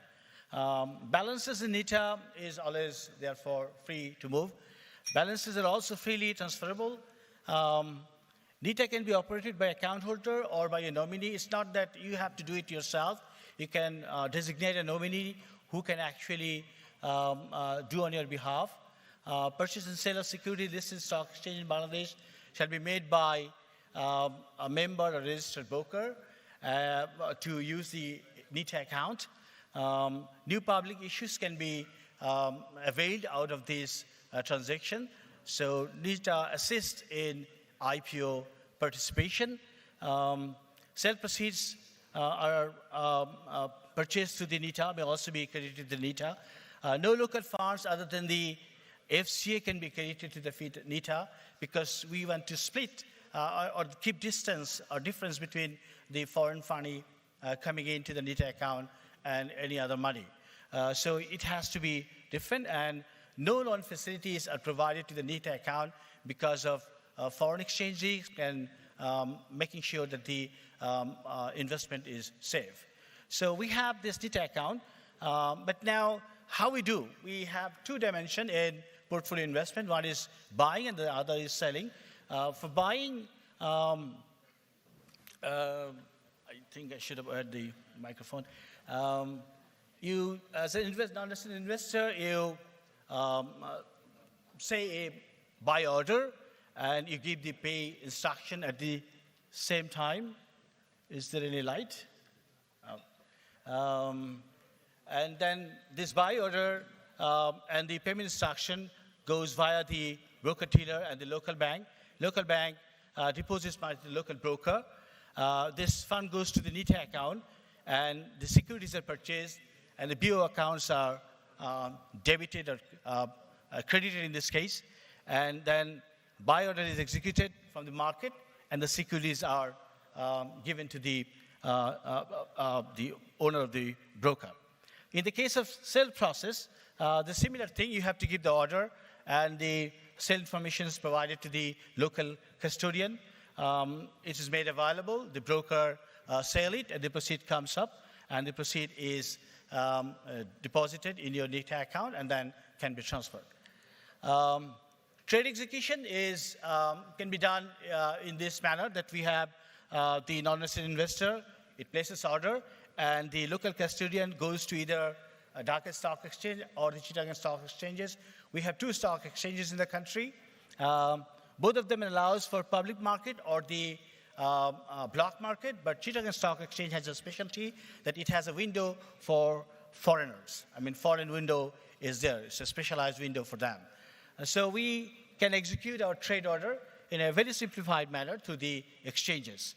Corporate actions, like when the dividend is declared or the stock dividend is concerned. So the dividend declared, cash dividend given, goes to the local bank, to the NITA account, or the issue of dividend goes to the stock, if it is a stock dividend, goes to the client's account maintained. To open the BO account, the quintessential account for portfolio investment in the country, as I said to you before, we have this online process. You just log in, and without much hassle, you can open a BO account. These are the many small steps, but it's very simple and easy. You can try even sitting in your table right now. And this is the form that you have to fill up. There are some specialties for people with the credential NRB that they don't need so many things. They have easier things like they might not need the national ID. They can do it only using their passports and so on. So it's easier to open a BO account. Income tax comes up when actions are taken, when capital gain or dividend is given. For local investor and NRVs, the tax rate is different from the foreign investors. For the local investors, dividend and capital gain, if you consider, then for the individual, it's 10% with TIN, and without TIN, 15%. For the institution, it's about 20%, it's 20%. And for capital gain, for individual, it is not applicable, but 10% for the institutions. For foreigners, dividend for both individual and institution is 30%, and capital gain is 15%. So it is there. But the repatriation, as you know, is free of cost. I mean, the NITA account doesn't charge any taxes. You can take it the way you'd like. There are many products in the market. Common products are very common, like the ordinary share, preferred share, mutual funds, debentures, Islamic Sharia-based sukuk, and then we have ETF, private equity funds, and preference shares, asset-based securities, impact funds, all sorts of things are there. We have varieties of derivatives in our consideration. We are also thinking about commodity market. We are thinking about new initiatives of getting the exchanges more proactive towards investment requirement for the firms. Important information for the investor, once again, to recap kind of thing, that you have to have a BO account, but it is not necessarily that you must have. You can actually go through a link account as well if you have another one. Changing the name, you will get many information when you, I mean, let me put it this way. When you are with a CDBL managed BO account, in that case, anything that you do will have messages back to you, like if you change your name, if you change your address, all this kind of thing, or if there is a transaction in your account, it will automatically go to your mobile phone as a text message. So to make sure that your transactions are protected and you are informed about the decision that has been implemented so that you are aware of your funds safety and security. So all these things are provided by the CDBL when there is a transaction. So your fund is very well managed. You can use also email notification if you'd like, if you're abroad. If you don't have a mobile phone connectivity in certain cases, you can use email as well as an alternative to get information from the CDBL. There are some benefits for non-resident investors, like it is protected against nationalization and expropriation. Bangladesh is free from this dimension. We don't have any type of law that allows or goes towards nationalization or expropriation. So there is no risk for that. There is protection against double taxation. We have seen many slides before by other presenter here that we have many agreements with other countries, and that provides for some of these cases. EI and QI facilities for foreign investors there, quota for the NRB for the public offers, and approval of central bank is not required for remittance of dividend sales proceed from the investment into the portfolio in Bangladesh. Thank you very much. We are here to serve you. And we are always available for any question that you have throughout this day and the coming few days. Should you have more information, or requirement, or query, you can contact us at any moment of time, and we are here to be useful to you. Thank you very much for being here.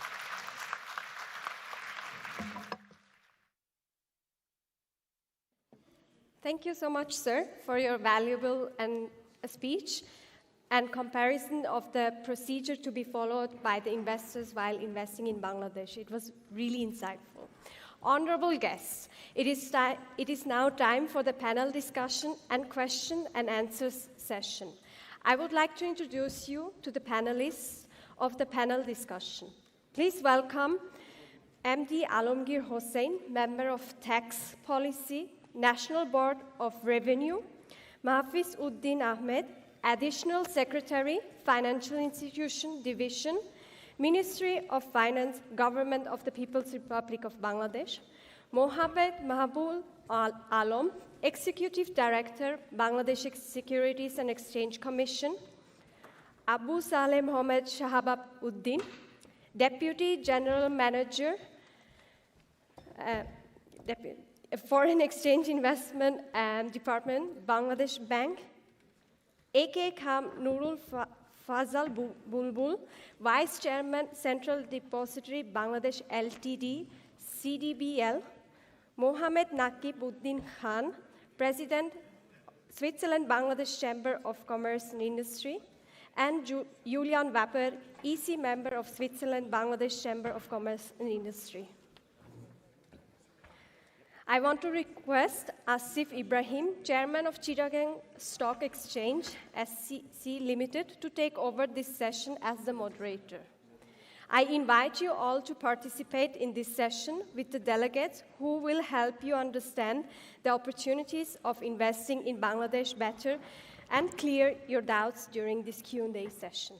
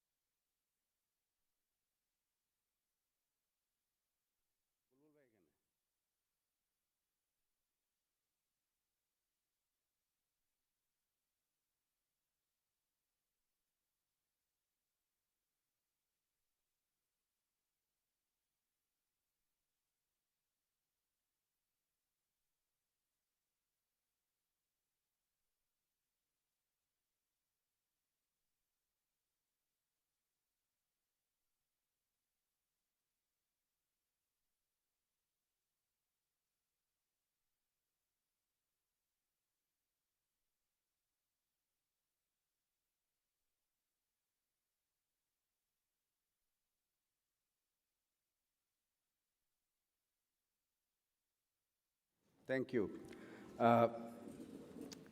We've seen presentations in the morning from the keynote presenters, and we have seen about the investment prospects in Bangladesh capital market. It was clearly mentioned by the presentation from the BSEC chairman, as well as from the finance secretary, and also the representative from BEBSA, and then followed by our commissioner from BSEC. We have a very good panel today, a mixture of government as well as private sector. We have 7 speakers. As I have been informed that I have to cut it a bit short because we are running a bit over. First, let me introduce the panel very quickly. We have Mr. Mohamed Mahbul Alam, who's the Executive Director of Bangladesh Securities and Exchange Commission. We have Julian Weber, who's an Executive Committee member of the Switzerland-Bangladesh Chamber of Commerce and Industry. We have Mr. Abu Saleh Mohamed Shahabuddin, who is the Deputy General Manager, Foreign Exchange Investment Department of Bangladesh Bank. Then we have Mohamed Nakib Khan, who is the President of Switzerland-Bangladesh Chamber of Commerce and Industry. We have Mr. Mahfiz Uddin Ahmed, who is the Additional Secretary, Financial Institutions Divisions of FID, Ministry of Finance. We have Mr. Nurul Fazal Bulbul, who is the Vice Chairman of CDBL, also promoter director of CCBL. And finally, we have Mohamed Alamgir Hossain, who's member grade 1 tax policy of the National Board of Revenue. Without further ado, let me just first go to Mr. Mahbul Alam, Executive Director of BSEC, and I would like to limit your deliberations to maximum 2 minutes to 2 to 3 minutes, please. Mr. Mahbul Alam, when a foreign investors comes to our countries, particularly to invest in the capital market, they want to know what kind of measures are there for protection of the investments. What kind of policies or measures do we have from BSEC to give them some sort of assurance that their investment will be protected?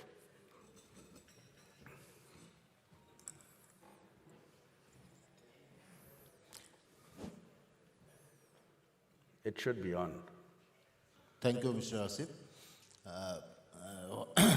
We have the same facility for foreign investors and local investors. There is no difference and no restriction for foreign investment in Bangladesh.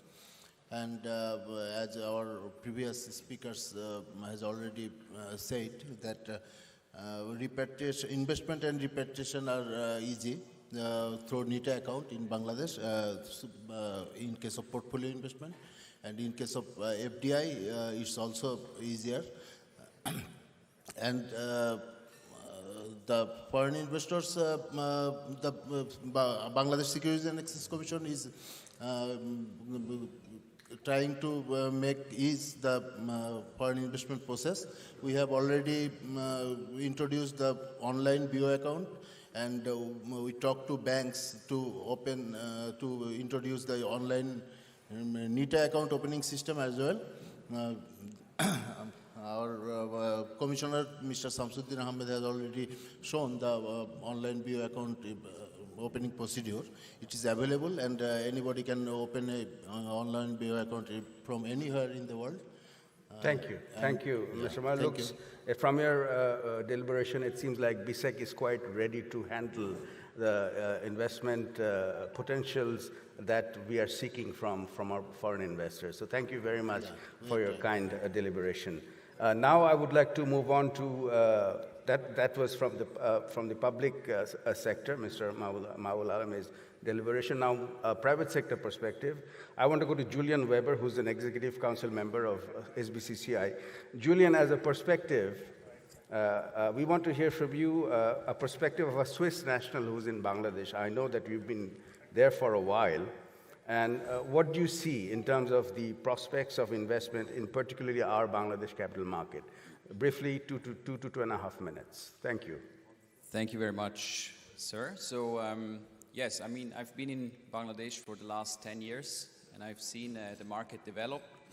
Like what we have seen before, these numbers, for example, with the foreign exchange that's in the government, the exchange reserve, that has increased basically during the time that I've been in Bangladesh, and this is really something that's visible. Bangladesh has become very stable as an economy.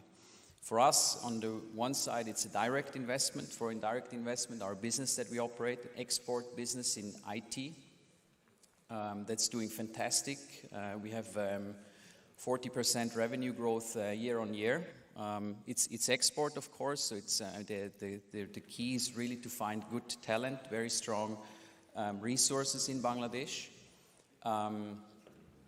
Then the other side is the capital market, which is interesting, which is something that I've been involved in for the last, I would say, around 2 years. And there, what's very interesting for foreign investors specifically is to basically find blue chip companies that basically grow with the economy. So there are a few of those that you can actually invest and you see them growing. One of them is, for example, no, I will not mention the stocks here. Maybe we can do that in an individual one. But there are very big blue chips that are strongly present in the entire market. And they grow with Bangladesh. So that's interesting. And then there's also very nice fund managers. There's strong asset management companies, mutual funds doing very well. A few of them are here as well today. So it's highly recommended, I would say, to invest if you have a long-term perspective. You can really bet on the next 5 years, the next 10 years, and there will definitely be more products and services will be sold 5 years down the road. So yeah, very interesting. And yeah, I hope that Thank you. suffices as an answer. Yeah. Thank you, Julian. Most That welcome. was very timely, and thank you for finishing in 2 minutes exactly. Next, we go to Mr. Abu Saleh Muhammad Shahabuddin, who is the DGM of Foreign Exchange Investment Department of Bangladesh Bank. Mr. Shahabuddin, the central bank plays a very crucial role for the policies, particularly relating to the foreign exchange policy regime in the country. What we've already seen from the presentation of the Senior Secretary that we have now a very strong reserve for paying our import payments for almost 9 months. For a foreign investor, what can you tell us about the Regulation Act that we have? How friendly is it, or what are we doing to make it more friendlier to attract more foreign investment? 2.5 minutes, please. Thank you. Thank you, sir. Our foreign exchange regulation for foreign investors are very simple. They do not need to take any permission from any authority. They just send currency to Bangladesh and collect an encashment certificate from the authorized dealer bank. Then with this encashment certificate, the investor will approach the register of joint stock companies and firms, and there they will complete the formalities for owning shares. After completion in register of joint stock company, they will just intimate central bank. This is the entry of investment in Bangladesh. Now the question is exit. So we know that investor invest in a country for returns and also for gain. In this case, our regulation is very simple. Whenever a company earn profit for maintaining all formalities for a company for declaration of dividend and approval dividend, they can go to their bank and they can remit the dividend to their home country without any approval from any authority. No approval is required from any authority. Before 2020, there was a regulation. First, the company in which the foreigner investor, they send their dividend in favor of foreign investor, and after remitting, there was a requirement to report to central bank. But in 2020, we also removed this requirement. Now they are fully free to send their remittance. About their disinvestment fund, we have a global standard for valuation of the shares. Whenever an investor decides to disinvest his fund, he will take help from a professional valuer. In our country, we allow certain accountant and merchant bank to determine the fair value of share. Then what is recommended, this amount can be remitted to his country. There is no maximum or minimum limit. Whatever may be the fair value, the amount can be remitted. Suppose a foreign investor invests $100, but after 10 or 15 years, the fair value of this investment becomes $1,000. If it is fair, then it is allowed. Thank you, sir, for being very brief and clearly pointing out what is being done about the foreign exchange regulations and how easy it is becoming for a foreign investor to come out if he wants to do so. Now, that was again from the government. Now we again go back to a private sector perspective. We want to hear from Mr. Nakib Khan, who's the president of Switzerland-Bangladesh Chamber of Commerce and Industry. Talk very briefly about the bilateral trade, and then what are the potential investment areas, as we are in Switzerland and we are trying to promote investments in our capital market. What do you see from your experience are the areas that can be there? Very briefly, sir, 2 to 2.5 minutes. Thank you. Thank you. It's very relevant questions that you have mentioned. In fact, our capital market in Bangladesh is still a very nascent stage. Still, compared to Western world, it's still very new in my sense, and that's a huge opportunity to grow. Bangladesh capital market is under the able leadership now, so I think it will really help investors to have the potentiality in Bangladesh. There are a lot of sectors, I mean, not only capital markets, also we can think about the investments in other sectors as well. For example, we have a special economic zone authorities, we have EPZ and other things. That you can be a hub for the production, and can re-export from there. So that also a big opportunity for us, for Bangladesh, to have the investments in Bangladesh. And as you know, we have already seen from the morning that how Bangladesh is progressing and how the economic growth is happening. So this is the only place you can bet on the investments. That's why I must say this is the time for Bangladesh to invest. And still, the capital market, of course, is growing, and there is the huge opportunity to invest there, and that will actually also secure your investment over there. That's we can ensure. So we really hope for the best for Bangladesh. Thank you. Thank you, Mr. Nakib. You exactly did it in 1 minute and 32 seconds. Very impressive. Thank you very much. Now we again go back to a government perspective. We have with us Mr. Mafizuddin Ahmed, who's from the Financial Institutions Divisions of Ministry of Finance. Sir, we know that FID is responsible for both the market, the money market and the capital market of Bangladesh. What are the policies, investor-friendly policies that FID is thinking of in terms of regulatory framework so that we can attract more foreign investment in Bangladesh? So we want to hear your perspective, sir, briefly between 2 to 2.5 minutes. Thank you. I think it's working, sir. You just speak. Thank you.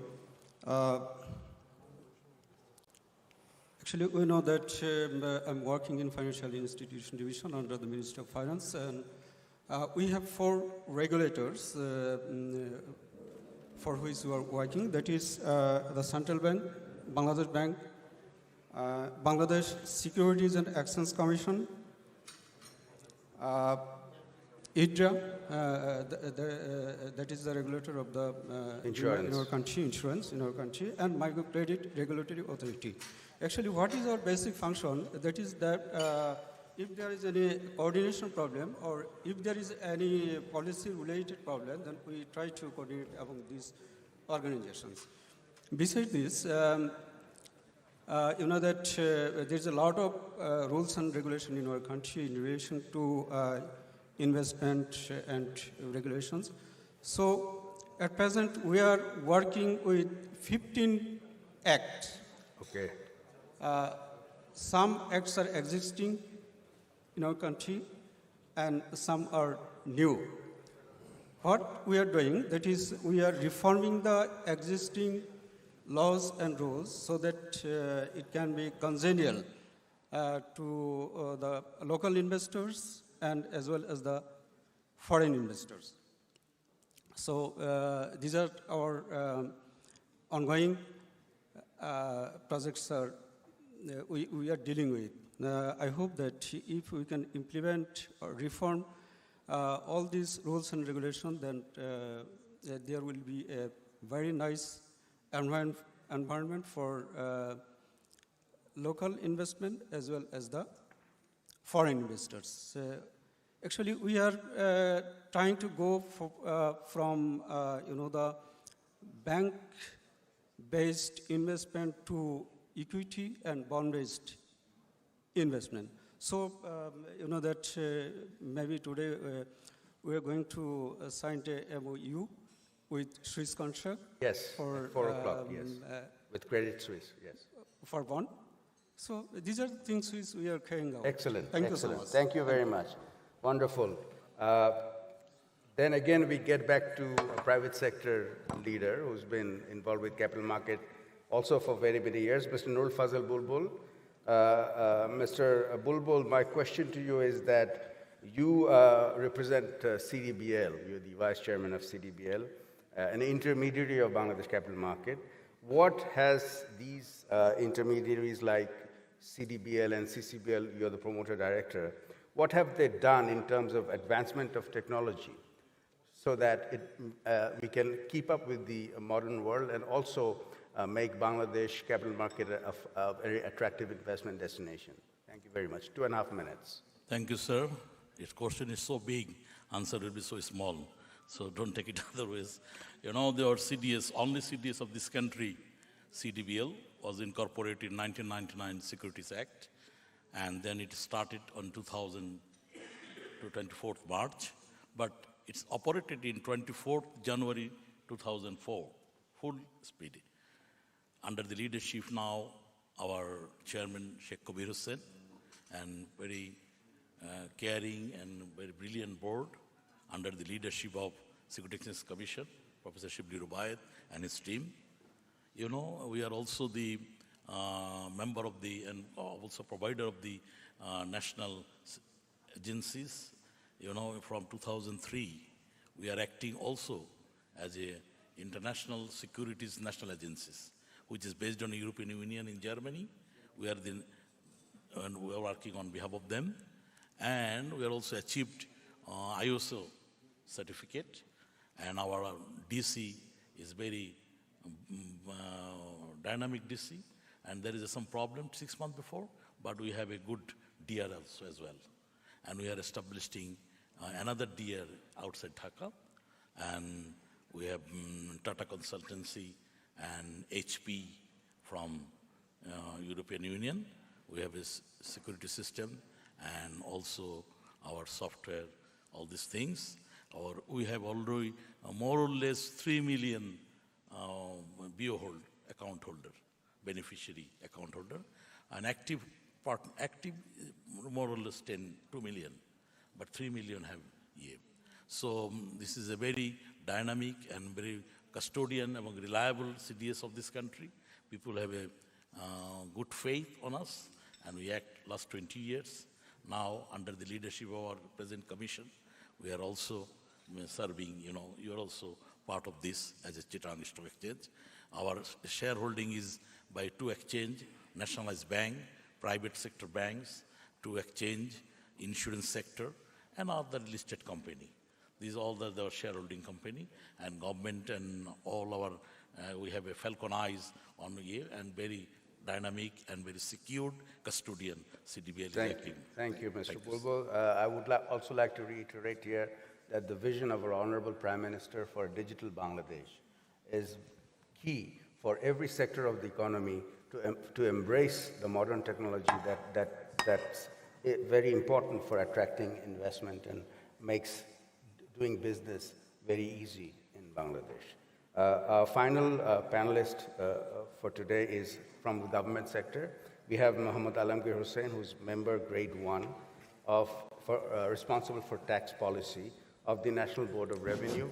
The National Board of Revenue is very important in terms of determining the tax regime of the country. We want to hear from you in terms of, we have already heard from many presentations, the chairman and also from BEBSA and also from the State Secretary about repatriation of profits. In terms of the tax regime for foreign investors, what are the visions for NBR for the next, say, mid-term to long-term, so that we can attract more foreign investment into Bangladesh?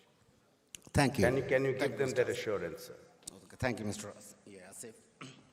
As such, you know that NBR offers a, very excellent incentives package to the investors, both in the industrial investors as well as capital market investors.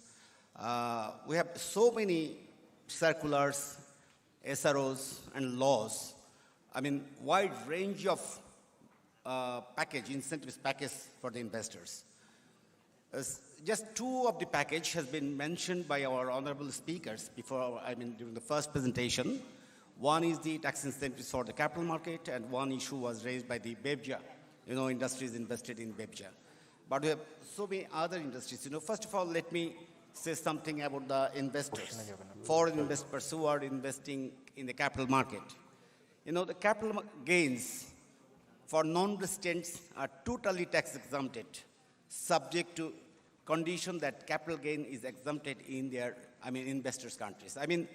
If the capital gain is exempted, in the investor's country, then the tax on the capital gain will be fully exempted in our country.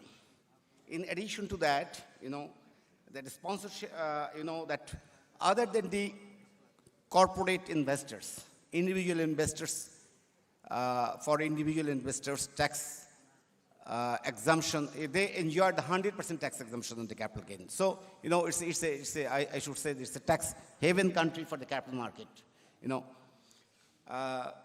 In case of dividend income, that we have a double taxation avoidance agreement between the Switzerland and Bangladesh. So under that agreement, the capital gain and the dividend income, just capital gain tax is 0, and in case of dividend income, tax rate is just 10%. So it's a great advantage for the investors who are, particularly for the Switzerland investors, Swiss investors. And there are some others incentives package for the 30 seconds, sir. Pardon? 30 seconds. 30 seconds left. Oh, sorry. So it is also encouraging that the income earned by the alternative investment fund is completely tax-free. So anyway, within a short period of time, it is very difficult to explain all the incentives, but we are providing wide range of tax incentives for the different industries, including the BEPJA, BEJA, high-tech park. So you are welcome. We are here for next 3-4 days. So you are welcome. If you have any specific question with regard to the tax incentives, please let us know so that we can explain you. Thank you very much. Thank you very much. Thank you very much, all my panelists, for wonderful deliberations in a very short time. I know it's been very challenging, but I've been put to task by our chairman that I have to cut it short. We have about 10 minutes left for Q&A. I would like to ask the delegates and the participants here to kindly pose your question to any of our panelists here from government, 4 from government, 3 from private sector. If you have any questions, kindly raise your hand. I would ask that wireless microphones be made available to them. Anyone? No questions? Is it still morning? Oh, we have a question. Can you please introduce yourself and ask your question, sir? Hello. Thank you very much for giving me the opportunity. My name is Hussein Samad. I work for the World Bank in Washington, D.C. So I have a question about the taxation. Actually, these questions are raised often by the potential investors, that they say that the gain is taxable and there are complications in it.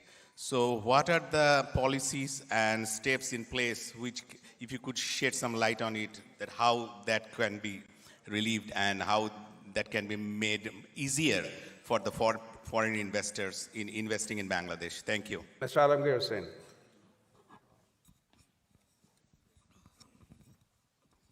John. If I can understand that your question is what are the policies for the foreign investors in the capital market? Or yes? So actually, that for the foreign investors, not only foreign investors, for the any investors in the capital market is very, very, encouraged by the taxation laws. You don't need to pay any tax on the capital gain whenever you invest in the capital market. So that is the bottom line. So it's obviously it's a very encouraging and very, that profit-oriented, particularly, in case of dividend income, if you are the Swiss citizen and if you invest and earn the dividend, then the tax rate is only 10%. So it's very encouraging.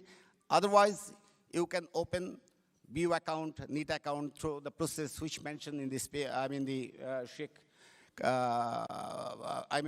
commissioner of the Securities Exchange Commission. You can follow that process and you can invest any amount of fund in the market. Thank you very much. Thank you very much. Thank you, Mr. Hussain. Next question. Anybody? Yes, sir. Please introduce yourself and then your question. Good morning. Assalamu alaikum. My name is Anis, living in Switzerland over 43 years, having a small company. My question is simple. If the foreign investor or investor like us, we invest, how to get the profit out from the Bangladesh? Maybe the representative from Bangladesh Bank, sir, would you answer that? Yes. Thank you.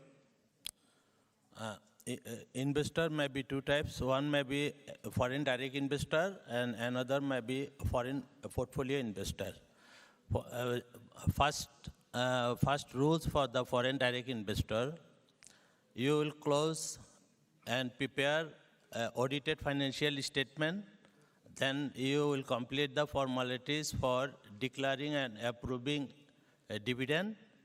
This is the total authority of the board of the company. No regulatory body or no other government body is related to it. Then you will go to your bank.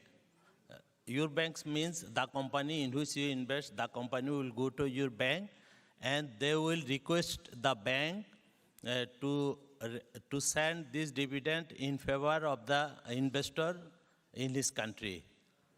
No permission from anybody is required. This is the formalities. And another set of investors are foreign portfolio investors.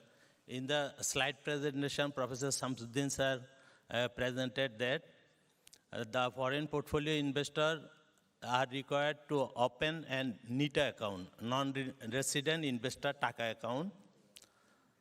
When the fund routed through NITA account will be invested in a company through with the help of a brokerage house, maintained through CDBL. Then if the company give any dividend, the company will send the dividend to your NITA account. Then your bank in which you maintain NITA account, they will remit it. This is the formalities. It's very simple process. I want to add one thing. Already our members from tax authority explain it. In both the cases, if it is FDI or if it is FPI, portfolio investment or portfolio, you have to pay source tax on your dividend. But what is missing in the slide is that the rate was set general rate. For individual, 30%, for institutional investor, 20%. But if any country have dual tax avoidance treaty, the rate will be lower. And good news is for Swiss investor is that Bangladesh and Swiss government have dual tax avoidance treaty, so you will have to pay the low amount. After deducting the low amount, full amount will be remitted to your country. Recently, Bangladesh Bank has also liberalized another policy, that is, you can take back your dividend from your country, or you can open a foreign currency account with any bank in Bangladesh, and if you give option that I will not take back money in my country, I will keep the money in the foreign currency account, that is allowed. You can later on you can take back your dividend from that foreign currency account, or that fund can be used for further investment in non-listed company, that means FDI company, or in a company listed in a capital market. Thank you. Thank you very much. I don't see any gender balance in the panel. Any gender balance from questions from the audience? Yeah. Oh, that's not gender balance, but anyway, go ahead, please, sir. Introduce yourself and your question. Thank you very much. My name is Reza Rahman Shuhad. I'm the senior journalist from Daily Inqilab. My question is to here, I see the representative of our Bangladesh Bank. We got some complaints from the foreign investors. There's our BIDA. BIDA is the authority to enlist the foreign investors company. But no complaint against BIDA, that they says when we communicate with BIDA, BIDA is fine. They're doing everything properly on time. But after that, they're not getting the permission on time because the allegation is BIDA have not the authority to give the final approval. It goes to Bangladesh Bank governor. and there is the delay process. What is the solution of this problem? I think the OSS, sir, if you can kindly elaborate on the OSS. Okay.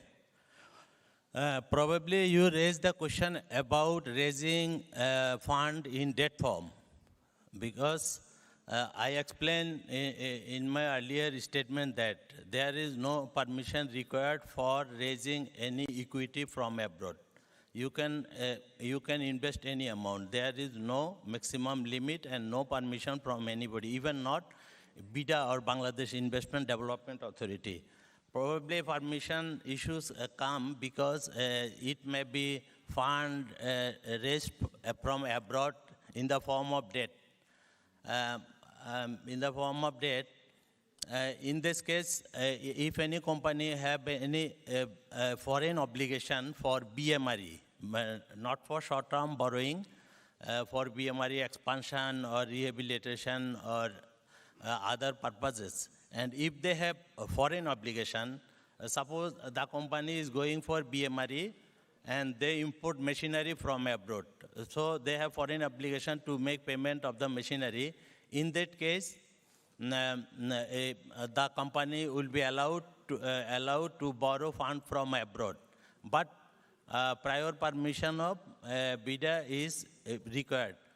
Though it is under the banner of BIDA, the committee headed by the governor of central bank. So somebody may say that ultimate permission is given by Bangladesh Bank, but actually ultimate permission is not given by Bangladesh Bank, but given by a national loan steering committee. The committee is headed by the central bank, governor of central bank.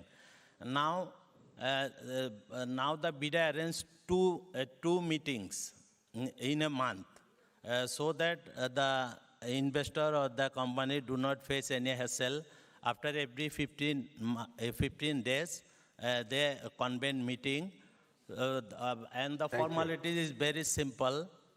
First one is that the company will have to take registration from the BIDA, and parameters are very simple. If you fulfill this, basically 3 parameters. If the company can meet these 3 parameters, then they allow. Number 1, interest rate should be as low as possible. But there is no set rules what may be the maximum rate of interest. The interest rate is allowed based on the global and our domestic phenomena, number 1 criteria. Number 2 criteria, this is for the protection of the lender. The borrower should have minimum equity, leverage ratio. BIDA, Foreign Loan Committee, allow maximum 70% ratio of debt equity ratio, 70-30. And third criteria is that you have a foreign obligation. If you want to borrow from abroad for civil construction or brick or local rod, then you will not be allowed to borrow from abroad. Thank you. So Thank you very much. These 3 criteria are fulfilled, then BIDA allowed. I think that 2 meetings are convened in a month, and it is not. Thank you, sir. I think there are a lot of confusion amongst people outside Bangladesh about the developments in terms of relaxation of policy regime that has taken place in the country. It is through these kind of shows that we want to come and project to you that no, we mean business, led by our Honorable Prime Minister. We have a vision in front of us, 2041 developed economy, and in order to get there, everything will happen in terms of relaxing our policy regime in the country. I'm afraid that's all I have time for today. I'm very sorry I could not. Oh, so one more by the instruction of the chairman. Sir, please. I missed one point. I missed one point. Take a sir. Yes, please. Sir, please introduce yourself. Assalamu alaikum. My name is Rafiqul Islam. I am staying in Switzerland over 33 years. I am also president of European Provashi Bangladeshi Association in Switzerland. I have 2 points, actually. One point is to Mr. Alamgir sir regarding tax. because as a remittance fighter, we send or we are sending the remittance in our country, and we are investing also in a lot of sectors. And I invest also in a lot of sectors, some monies. In 2019, I paid more than 70 lakh taka for the interest tax. My point is, because in Bangladesh, we have also property tax, and we have also the remittance or profit tax. But it is some contradict, because either I have to, one way I have to pay the 10% tax for the profit, and on the other hand, this tax also I have to declare with the normal country tax, and it, as I know that the maximum tax system is 30%. Okay. Yes, you got my points. One things I'm paying 10% tax directly, the bank cutted the 10% tax and I paid 70 lakh. On the other hand, this worth I have to also declared with the Bangladeshi worth together. Then I reach the amount more than 30%. There is a two problem. One problem is we have a double tax system. As a Swiss citizen, I have to pay tax also. I pay tax more than 1 crore taka here in Switzerland. I am paying every year. And Bangladesh government also getting tax from me only for the finance sector more than 70 lakhs. Sir, can you please get to your question? How we can solve this problem? Okay. Mr. Alamgir from NBR. I have a second point, if I am allowed. Second point, because before the embassy of Bangladesh in Switzerland, they called us end of 2019 for a meeting for the investment for the dollar bond, premium dollar bond or wage earners bond. Okay. Regarding this matter, they motivated us that we should send the money to Bangladesh. We have to buy the dollar bond or premium dollar bond or wage earners bond with Bangla Taka over US dollar. But now, after 1 year, I got the information that from 1st of January 2021, we can invest only 1 crore, equivalent dollar or taka, it doesn't matter. What we should do, because we invest a lot of money there, should we return our money, or if we can stay this money, how we should invest this amount? Thank you. Can you answer me this prolonged question? Thank you. Over to you, sir. Yes, it's on. It's on. Second issue, I suppose that is related to the Bangladesh Bank. Yes. Right? So I would request Bangladesh Bank to speak first. Okay. Second one. Bond and other debt issues, it is the part of government debt management issue. I basically work private sector loan and equity. So I am not ready at this moment to answer this question.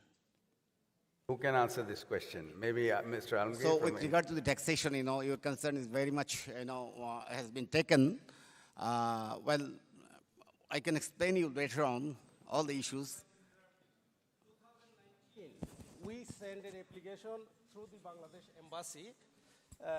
the Bangladesh embassy, regarding this problem on behalf of European Provashi Bangladeshi Association.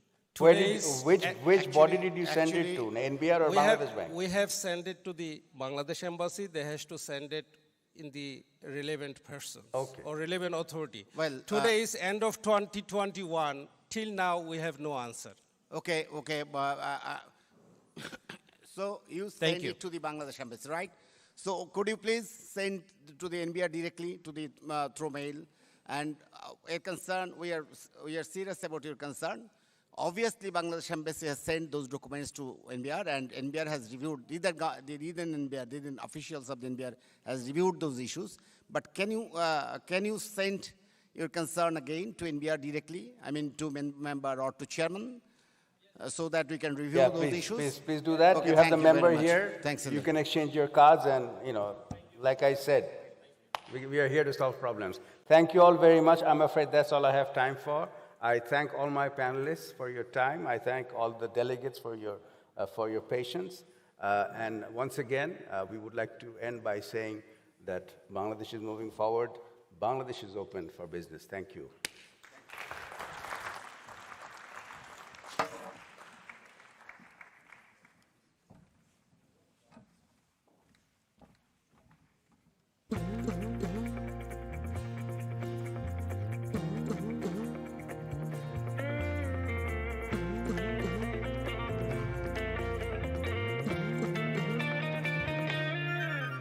আমরা স্বপ্নে করি শুরু লেগে থাকি বেশ আমি তুমি সে তাহারা আমরা সবাই বাংলাদেশ পৃথিবীকে বুঝিয়ে দেব কেমন বাংলাদেশ আগে বাড়ো আগে বাড়ো আগে বাড়ো বাংলাদেশ এসো বাংলাদেশ এসো সচ্ছলতায় দুধে ভাতে আনন্দে উচ্ছলতায় হাসি খুশি সুস্বাস্থ্যে জ্ঞানে উন্নত নারী পুরুষ একতালে মায়ের জন্য মাথা নত পানি জীবন সে তো সবারই জন্য পরিচ্ছন্নতায় হও অনন্য সাধার সাধ্যের মাঝে থাকে জ্বালানি আকাশ ছোঁবে প্রবৃদ্ধি সুষ্ঠু কাজের মাঝে মুছে বেকারত্বের গ্লানি খুঁজে যাক যত অসমতা পৃথিবীর সাথে হোক বন্ধুতা আমরা স্বপ্নে করি শুরু লেগে থাকি বেশ আমি তুমি সে তাহারা আমরা সবাই Bangladesh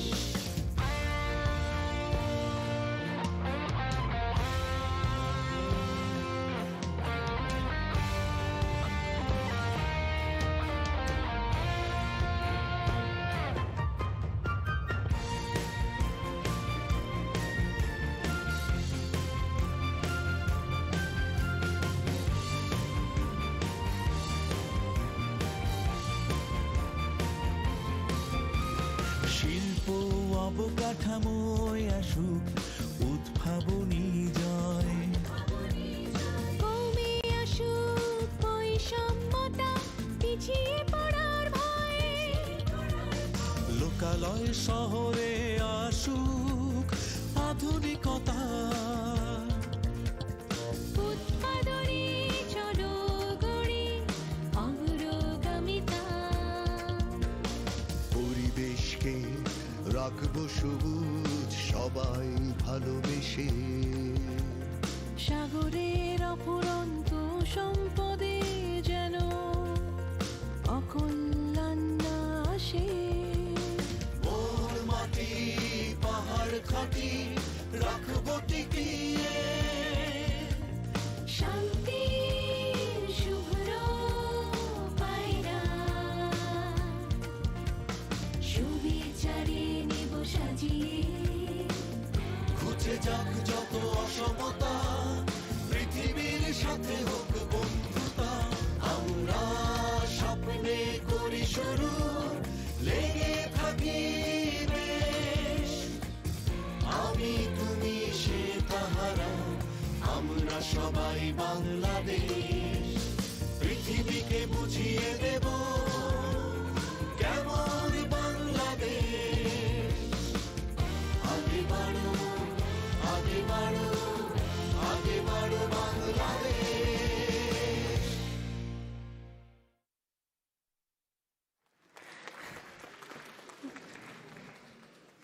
Thank you all for your participation in panel discussion and question-answer session. Now I would like to invite NM Ziaul Alam, PAA, Senior Secretary, Information and Communication Technology Division, Government of the People's Republic of Bangladesh, to come up on stage for a brief presentation and speech.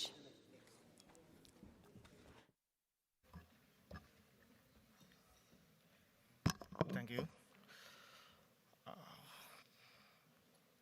Honorable Chief Guest, the Ministry of Land, Mr. Saibuzzaman Chaudhary MP, distinguished guests, ladies and gentlemen, good afternoon now.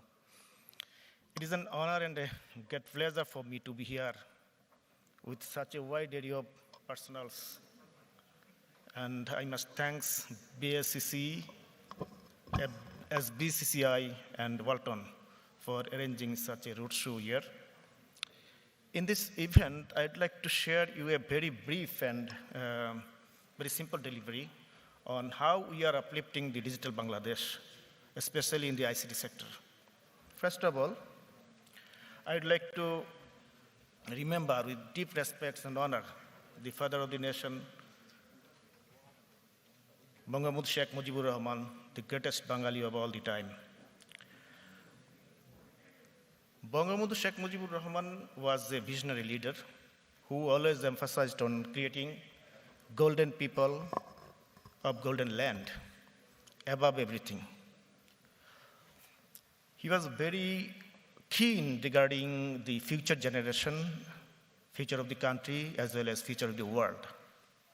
The father of our nation uttered in 1974 in front of world leaders at the 29th UN General Assembly, still ring amazingly true today, after around 5 decades.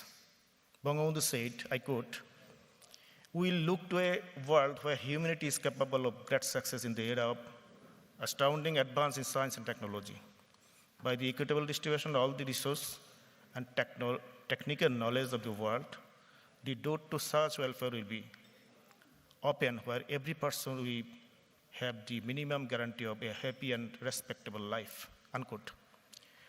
This welfare philosophy of father of the nation is powerfully reflected in the vision of our Honorable Prime Minister Sheikh Hasina in Vision 2041 and Delta Plan 2100.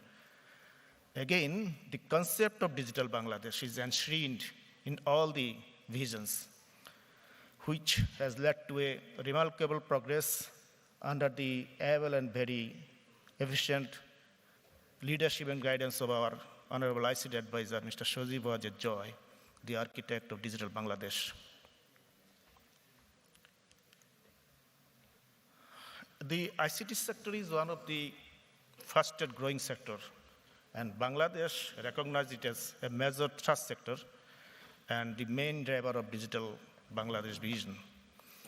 The government has a strong focus on developing a thriving ecosystem for everyone who are keen on Bangladesh opportunities. That's why we are working relentlessly to enhance our digital Bangladesh. In this regard, we are implementing various activities under 4 ICT development pillars like digital government, connecting citizens, human resource development, ICT industry promotion. And we have a specific target under the 4 pillars like this. And following the targets under these pillars, we have made Bangladesh one of the progressive countries in the world with extraordinary GDP growth. Till today, we developed about 80% vital service delivery electronically, and about 90% citizens are connected now to the internet. We ensured about 2 million ITES sectors employment and 1.4 billion ICT industry revenue. And again, we have miles to go. Looking ahead, we are building School of Future and advanced digital labs in all educational institutions in Bangladesh across the country, and specialized lab in all public and private universities. In line with the growth of investment in the tech space, we are building about 39 high-tech parks around the country. Apart from them, we are also building 64 Sheikh Kamal IT training and incubation centers in all districts to support entrepreneurs to work and grow their ideas. These centers are building on principles of the modern incubation method, connecting with accelerators, venture capitalists, and mentors, and partnership opportunities with global companies to take local startups to the next level. This slide shows that we have already 5 parks ready and 12 parks underway, and that will be prepared by this year, 2021, and another parks are under project implementation, project approval as well. This slide shows the ready parks. We have 5 ready parks around the country. And again, these are the images of upcoming projects. First one is the image of Vision Tower. This is in Kauraran Bazar. We are ready to make it. This project already approved. And this is actually for Sub-Tech Park. And next one, the second picture image is for Frontier, Sheikh Hasina Institute of Frontier Technology, that is SHIFT. We have planned to make it in Madaripur, the other side of the Podda River. And it has river view as well. And the last picture is for the prototype of that is Sheikh Kamal IT Training and Incubation Center, which we have planned to make in all districts, that is 64 districts. This upcoming project have designed with an objective to develop world-class collaboration, bringing academia, industry, and government together, focusing on frontier technologies and developing a unique startup ecosystem. Our Honorable Prime Minister, Sheikh Hasina, is very kind to provide very attractive incentive package to the investors of IT sector in Bangladesh. Some of the major incentives are like this: 10% cash back on total export, 10-year corporate tax exemption. This all actually same as BEPSA. No tax on profit, 100% ownership for foreign investors, 80% VAT exemption on utilities, 100% repatriation facilities for profit and capital, tax discount for foreign employees, 100% VAT exemption on ITS rent offer, dedicated one-stop redressal portal for investors, duty-free import on fixed capital and asset. And we can say this is not going to the end. We all are, for years, for our investors, if they need anything apart from our current facilities. Bangladesh High-Tech Park Authority and ICT Division is always looking to adjust facilities to support our incoming investors. We are ready with our commitment, and we are ready to listen to the investors. I'd like to quote one compliments of Everest Group this year. I quote, "Bangladesh is far ahead of other emerging market countries in giving incentives to attract investors and facilitate FDI," unquote. We are receiving a significant number of requests from global companies and showing their interest. They already showing their interest to invest Bangladesh. The total expenditure of government in respect of high-tech park project as of now is 95 million Bangladeshi taka, and we required more 5,700 million Bangladeshi taka for completion of the construction of all the project.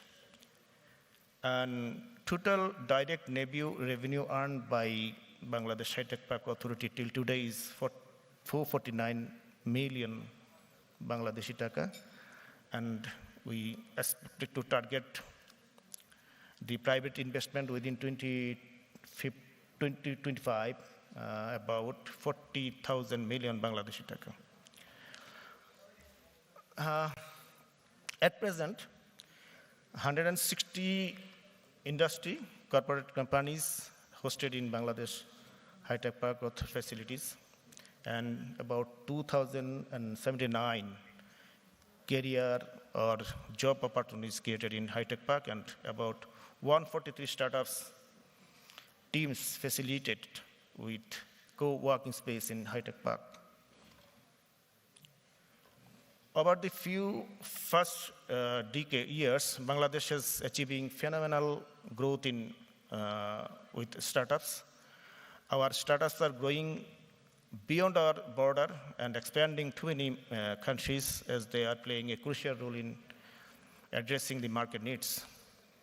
Our Honorable Prime Minister formed a government-owned company for providing venture capital support among the startups with other facilities. Along with the infrastructure and others, we are introducing soft skill support program through our Univator program.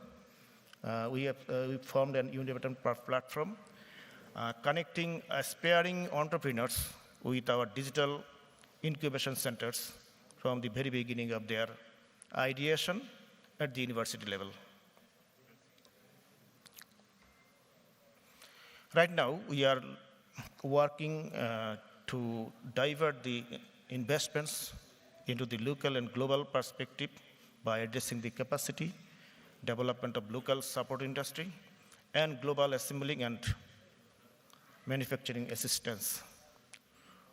We are now exporting mobile phones, consumer electronics, and others to the world. These are some domestic companies, joint venture companies, and foreign companies. Those are now enjoying Bangladesh opportunity in high-tech park.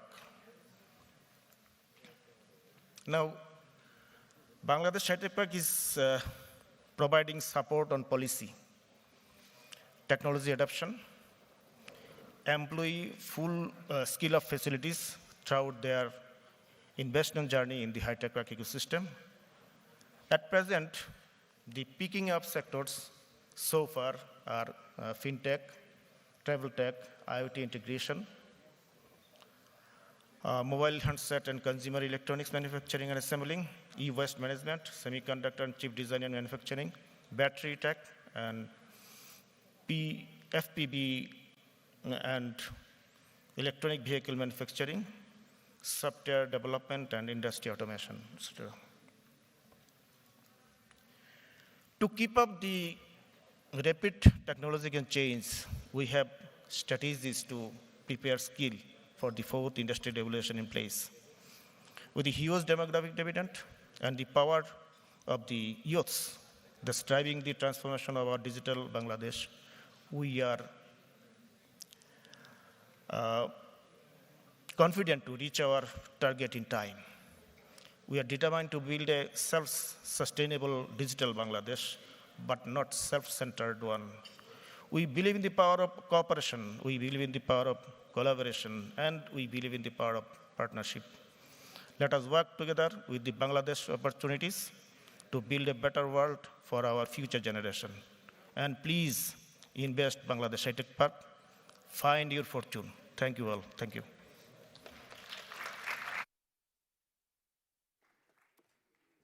Thank you, sir, for your resourceful presentation and aspiring speech.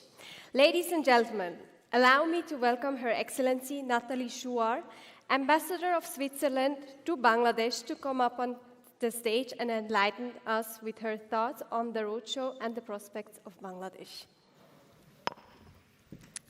Honorable Minister, distinguished guests, ladies and gentlemen, first of all, I would like to thank BSEC and the government of Bangladesh for organizing this roadshow. As we know, to get something like this up and running in times like this, it requires patience and tenacity. This meeting today is for sure an important step to put Bangladesh more firmly on the map of Swiss investors. It is also an excellent chance to get a more nuanced picture of the many opportunities Bangladesh has to offer. I have had the privilege to be the ambassador of Switzerland to Bangladesh since spring 2020. Arriving at the beginning of the pandemic presented its own challenges. In spite of this, I have been able to discover a multifaceted Bangladesh. Every day, I have been able to see how this country is vibrant and resilient, also here today. The vast diversity and energy of this country can sometimes be a bit tricky to grasp. It takes time to be fully appreciated.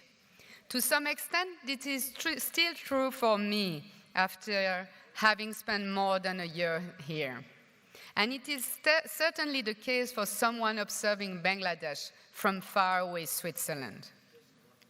As you know by now, Bangladesh is about to graduate from LDC status in 2026.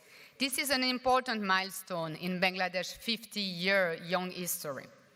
The foundation of this economic success story, as we have heard it this morning, are, among others, Bangladesh's rapidly growing RMG industry, remittances from about 1 million migrant workers going abroad every year, and a young, motivated, and very capable workforce, boosting the domestic economy.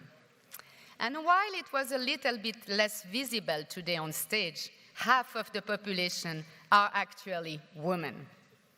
Women, I believe, are among the most important but less acknowledged authors of Bangladesh's success story.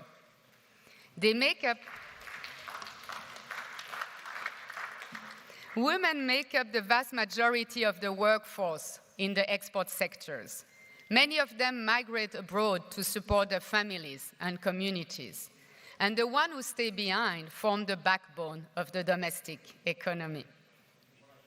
Looking back at the 50 years of our bilateral ties, it is easy to observe similar patterns: diversity, development, and the key role of women.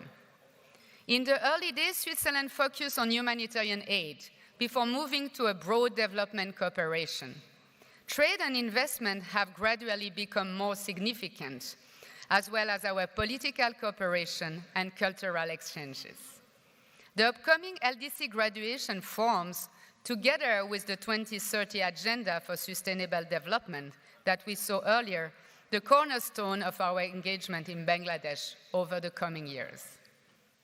Together, we will work with the government, the civil society, and all stakeholders to achieve a sustainable and more inclusive economic development, which in turn will contribute to an improved social well-being for all people. Our objective, the Sustainable Development Goals, and the vision of Sonar Bangla are ambitious. These goals cannot be achieved without increased trade and foreign investment. So, my message to Swiss investors is, take a good look at Bangladesh. Its fast-growing economy is 168 million people, mostly young population, its talented entrepreneurs, and see how you can be part of this success story. And my message to the policymakers in Bangladesh, with further ease of doing business, including better predictability and regulatory certainty, the Bangladesh-Swiss investment and business relation can increase manyfold in the next years. In closing, I want to thank again all of you and all of those who have made this show possible, and especially the ones who will make this message heard and who will write the next chapter of this success story. Thank you.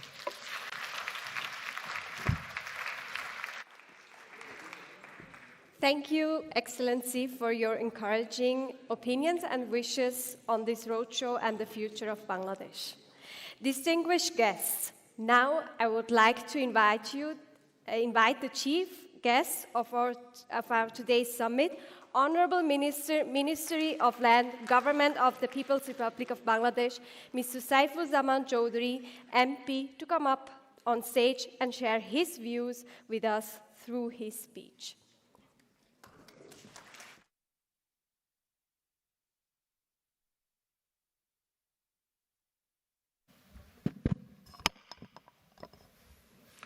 Bismillahirrahmanirrahim. Mr. Chairman, Excellency, distinguished guests, members of the delegation, members of the press, ladies and gentlemen, a very good afternoon to all of you. Actually, a lot of discussion and deliberation have been taken by my previous speakers. I don't think so they have left anything for me, but I will certainly try to at least sum up the, what do you call this session. I would like to express my profound thanks to the organizer for having me invited in this very special event organized by Bangladesh Securities and Exchange Commission, and especially having this event in Switzerland, one of the most magnificent, one of the most beautiful country in the world, and one of my favorite city, Zurich.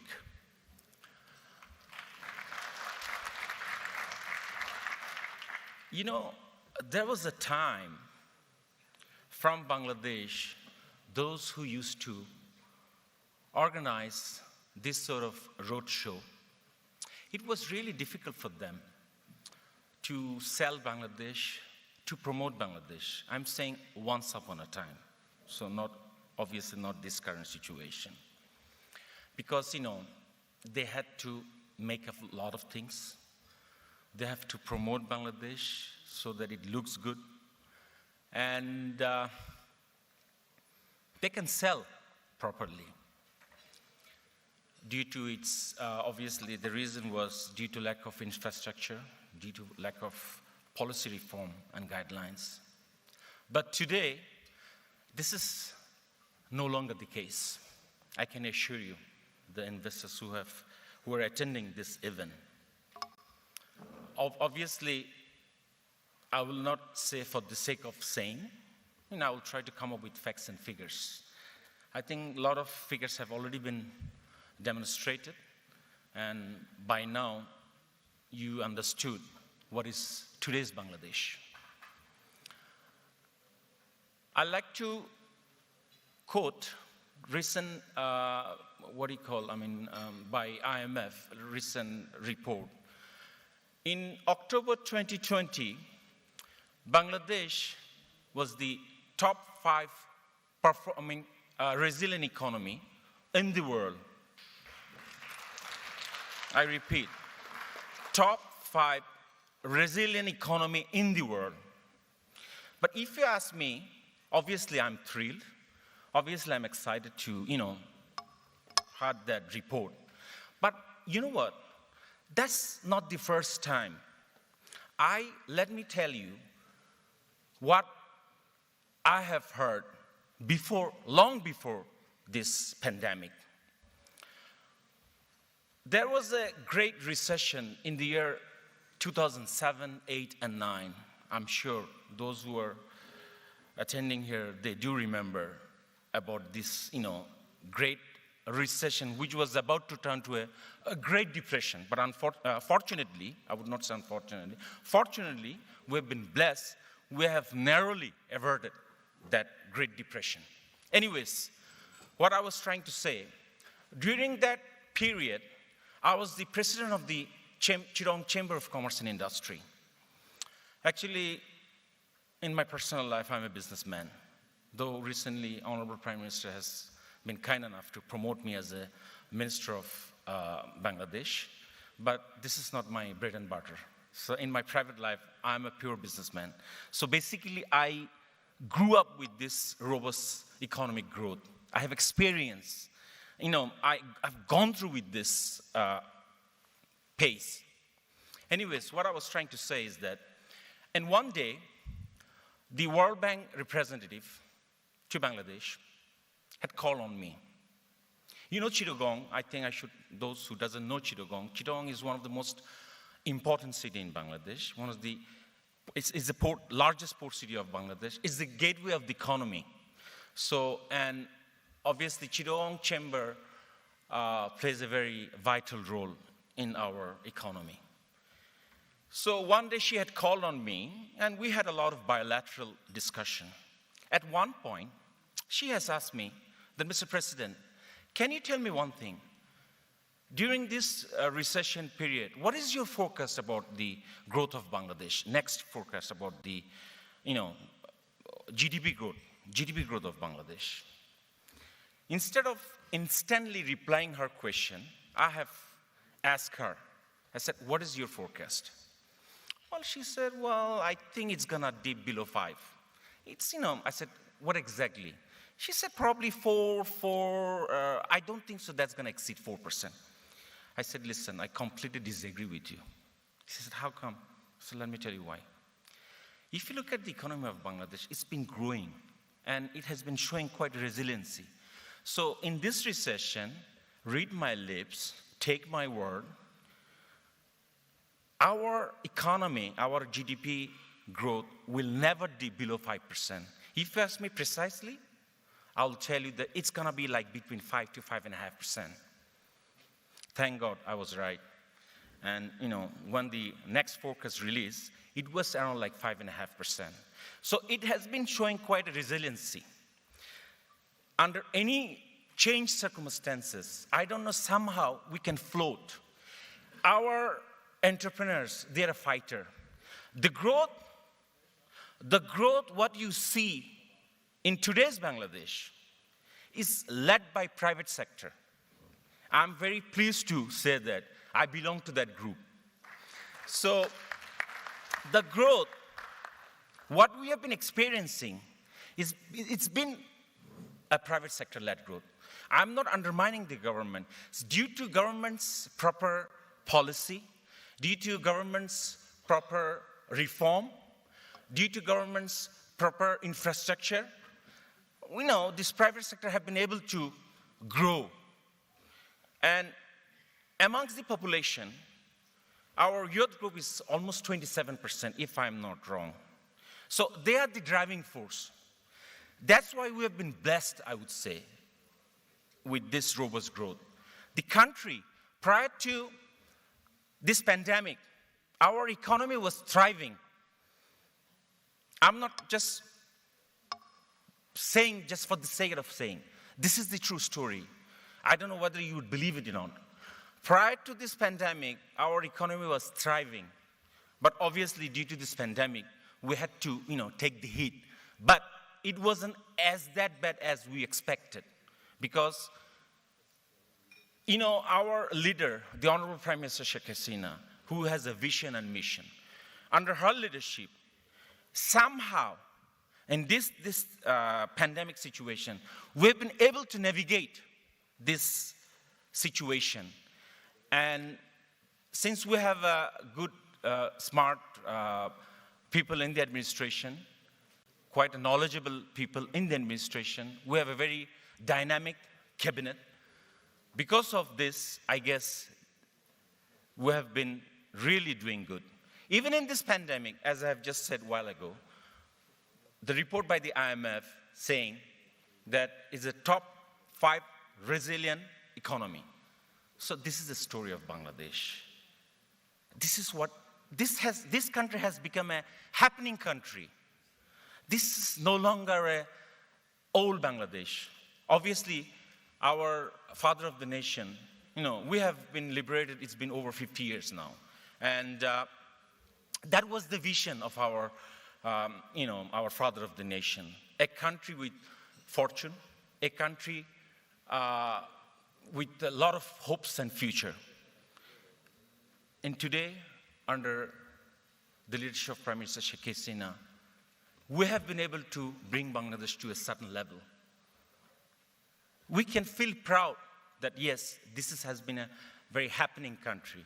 So I would like to request our Swiss investors, as well as our expatriates, come and visit Bangladesh. Come and invest Bangladesh. We are going to set up over 100 special economic zone for local as well as for FDI. Because we think foreign direct investment is the most important thing. The more we get of FDI, the better our economy will be. Because, see, whatever we do, it has to be sustainable. We cannot afford to go back in our old days. Obviously, I don't think so. We will ever go back to our old situation because it's already shown enough resiliency.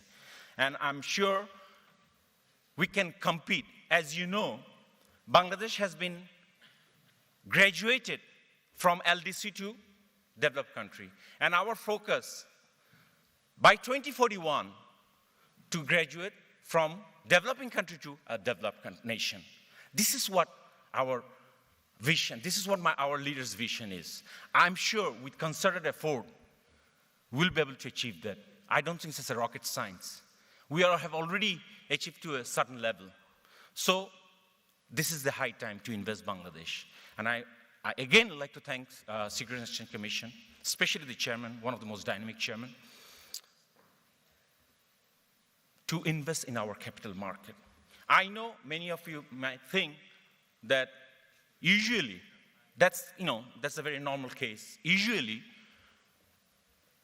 for any country, capital market is the lifeline of the economy. Unfortunately, that has not been the case for Bangladesh so far, quote unquote, so far. But I'm sure the way things are moving, I don't think so, it's not that far, that capital market will be one of the driving force of the economy. We have to have that. And I would like, there are some foreign investors. Gradually, if you invest in Bangladesh, obviously you can also invest in the capital market, or you can list your company, obviously to maintain certain criteria. So if you go through with that process, I'm sure that should not be an issue. So it's a quite secured country. Think about it. Bangladesh has been an agrarian-based country. Our economy is mostly dependent on the agriculture. But gradually we are shifting from agriculture to industrialization. Still, contribution to our GDP from the industry side, still it's not that significant. But in days ahead, it will be. But that doesn't mean that we less focus on our agriculture. Because as you know, Bangladesh is one of the most populous countries in the world. We have to feed our people. And if we focus less on our agriculture, then we'll be able to feed our people. So we are targeting next 50 years, next 100 years, how to have a food safety net. This is a very important thing, food safety net. So we are trying to develop R&D through our institute to have a better seed. As you know, every year there is a land depletion, 1%, because of urbanization and other things. But despite that, our productivity has gone up, has increased to many-fold. That was quite surprising. Why? How that has been possible? Because of this, R&D. We try to import a lot of good seeds from, Thailand, Vietnam, and other places, so that our production can be increased to a substantial level. So we are not, less focusing on that. My Prime Minister, she has everything in her head. She knows that food safety net is very important. And on the contrary, that will save a lot of foreign currency. Though we are enjoying quite a good reserve, and hopefully, by end of the year or next year, it's going to cross like $50 billion. My finance secretary said, I'm sure he will agree with me about that. Anyways, I guess this is it. This is, what I wanted to say about Bangladesh. So come and invest in Bangladesh. You'll enjoy it. There are, things are changing. There is a winds of change in the air. You'll see it. You'll feel it once you are there, once you invest there. I know initially there might be a lot of hiccups, but trust me, that's not going to last forever. Sometimes that's also important to learn, to experience about the system and the situation. But things are changing. As I've said, it's a private sector-led growth. So, you will enjoy it. Along with this private sector, you will be a part and parcel of our economic growth. Bangladesh is a country where you can rely. If you look at the political stability, it's been quite a while, it's been quite good for over a decade. And our economy has been doing very well in the last couple of decades, I would say. So whatever we have achieved, we didn't have to look back or go back. So, either it was holding up there or we have increased a level. So, this is the Bangladesh. Anyways, I'd just like to conclude my speech by quoting President Reagan's. He has given one speech in the Republican Convention quite a while ago. He was, during that time, probably he was the President of the United States. He said, "You cannot help poor by punishing rich." I repeat, he said, "You cannot help people, poor people, by punishing rich." He didn't mean, or it wasn't sound like that he was saying in favor of rich people. No. What I understood is that what he tried to mean, you have to have a balance in the society in order to move in the right direction. And if you look at our balance of economy between macro and the micro, I think we've been quite balanced out.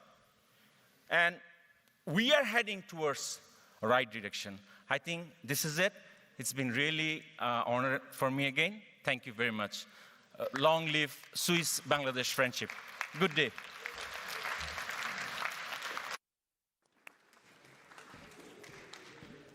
Thank you, sir, for your insightful and kind words. I hope everyone has had an image of the potential and opportunities with your speech and throughout the discussion of today. Now we will observe an audiovisual of Walton High-Tech Industries Limited, a leading manufacturer and distributor of electrical and electronic products of Bangladesh, which will be followed by vote thanks from Engineer Gholam Morshed, Managing Director and CEO.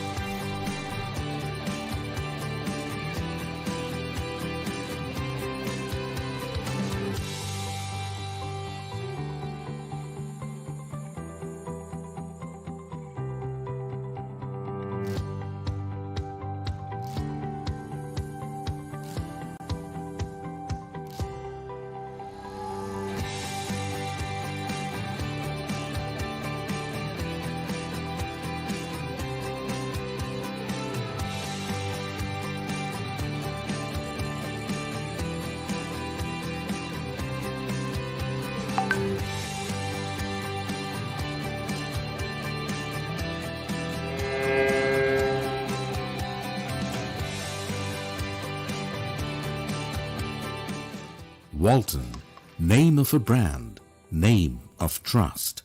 Quality is its ultimate goal.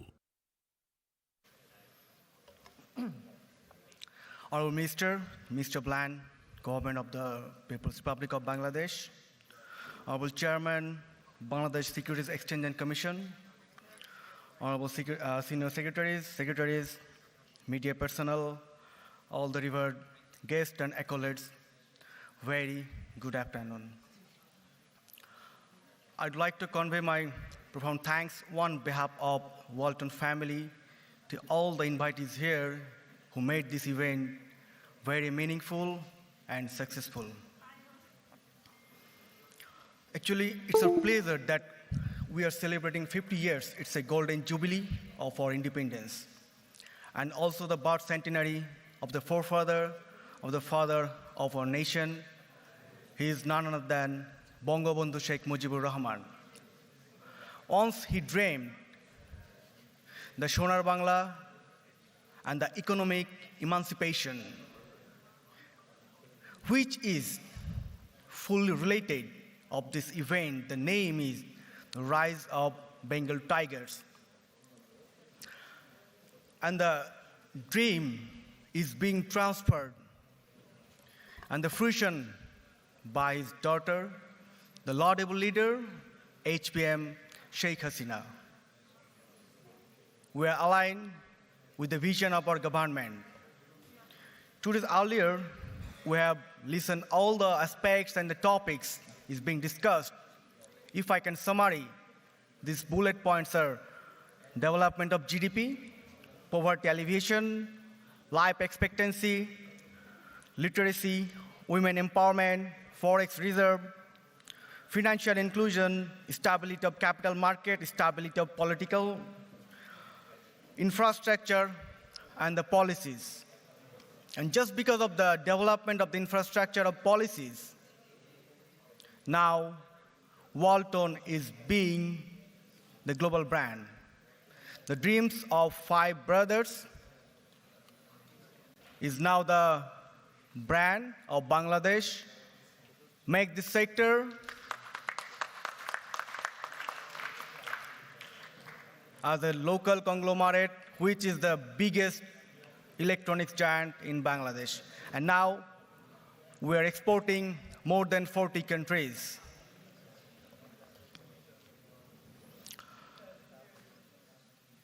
What is Walton is doing actually? The vision of our government by 2041 to make Bangladesh to be the developed countries, what we should need. Besides RMG sector, we also need the electronics industry. Without tech industry, we can't even think about the development. That's why Walton is now aligned with the vision of our government. The world has witnessed the miracle of Han River. Now it's time to see the miracle by the bank of Meghna River. Welcome to the land of immense opportunities. Again, thank you all. Thanks to Gamer. Thank you.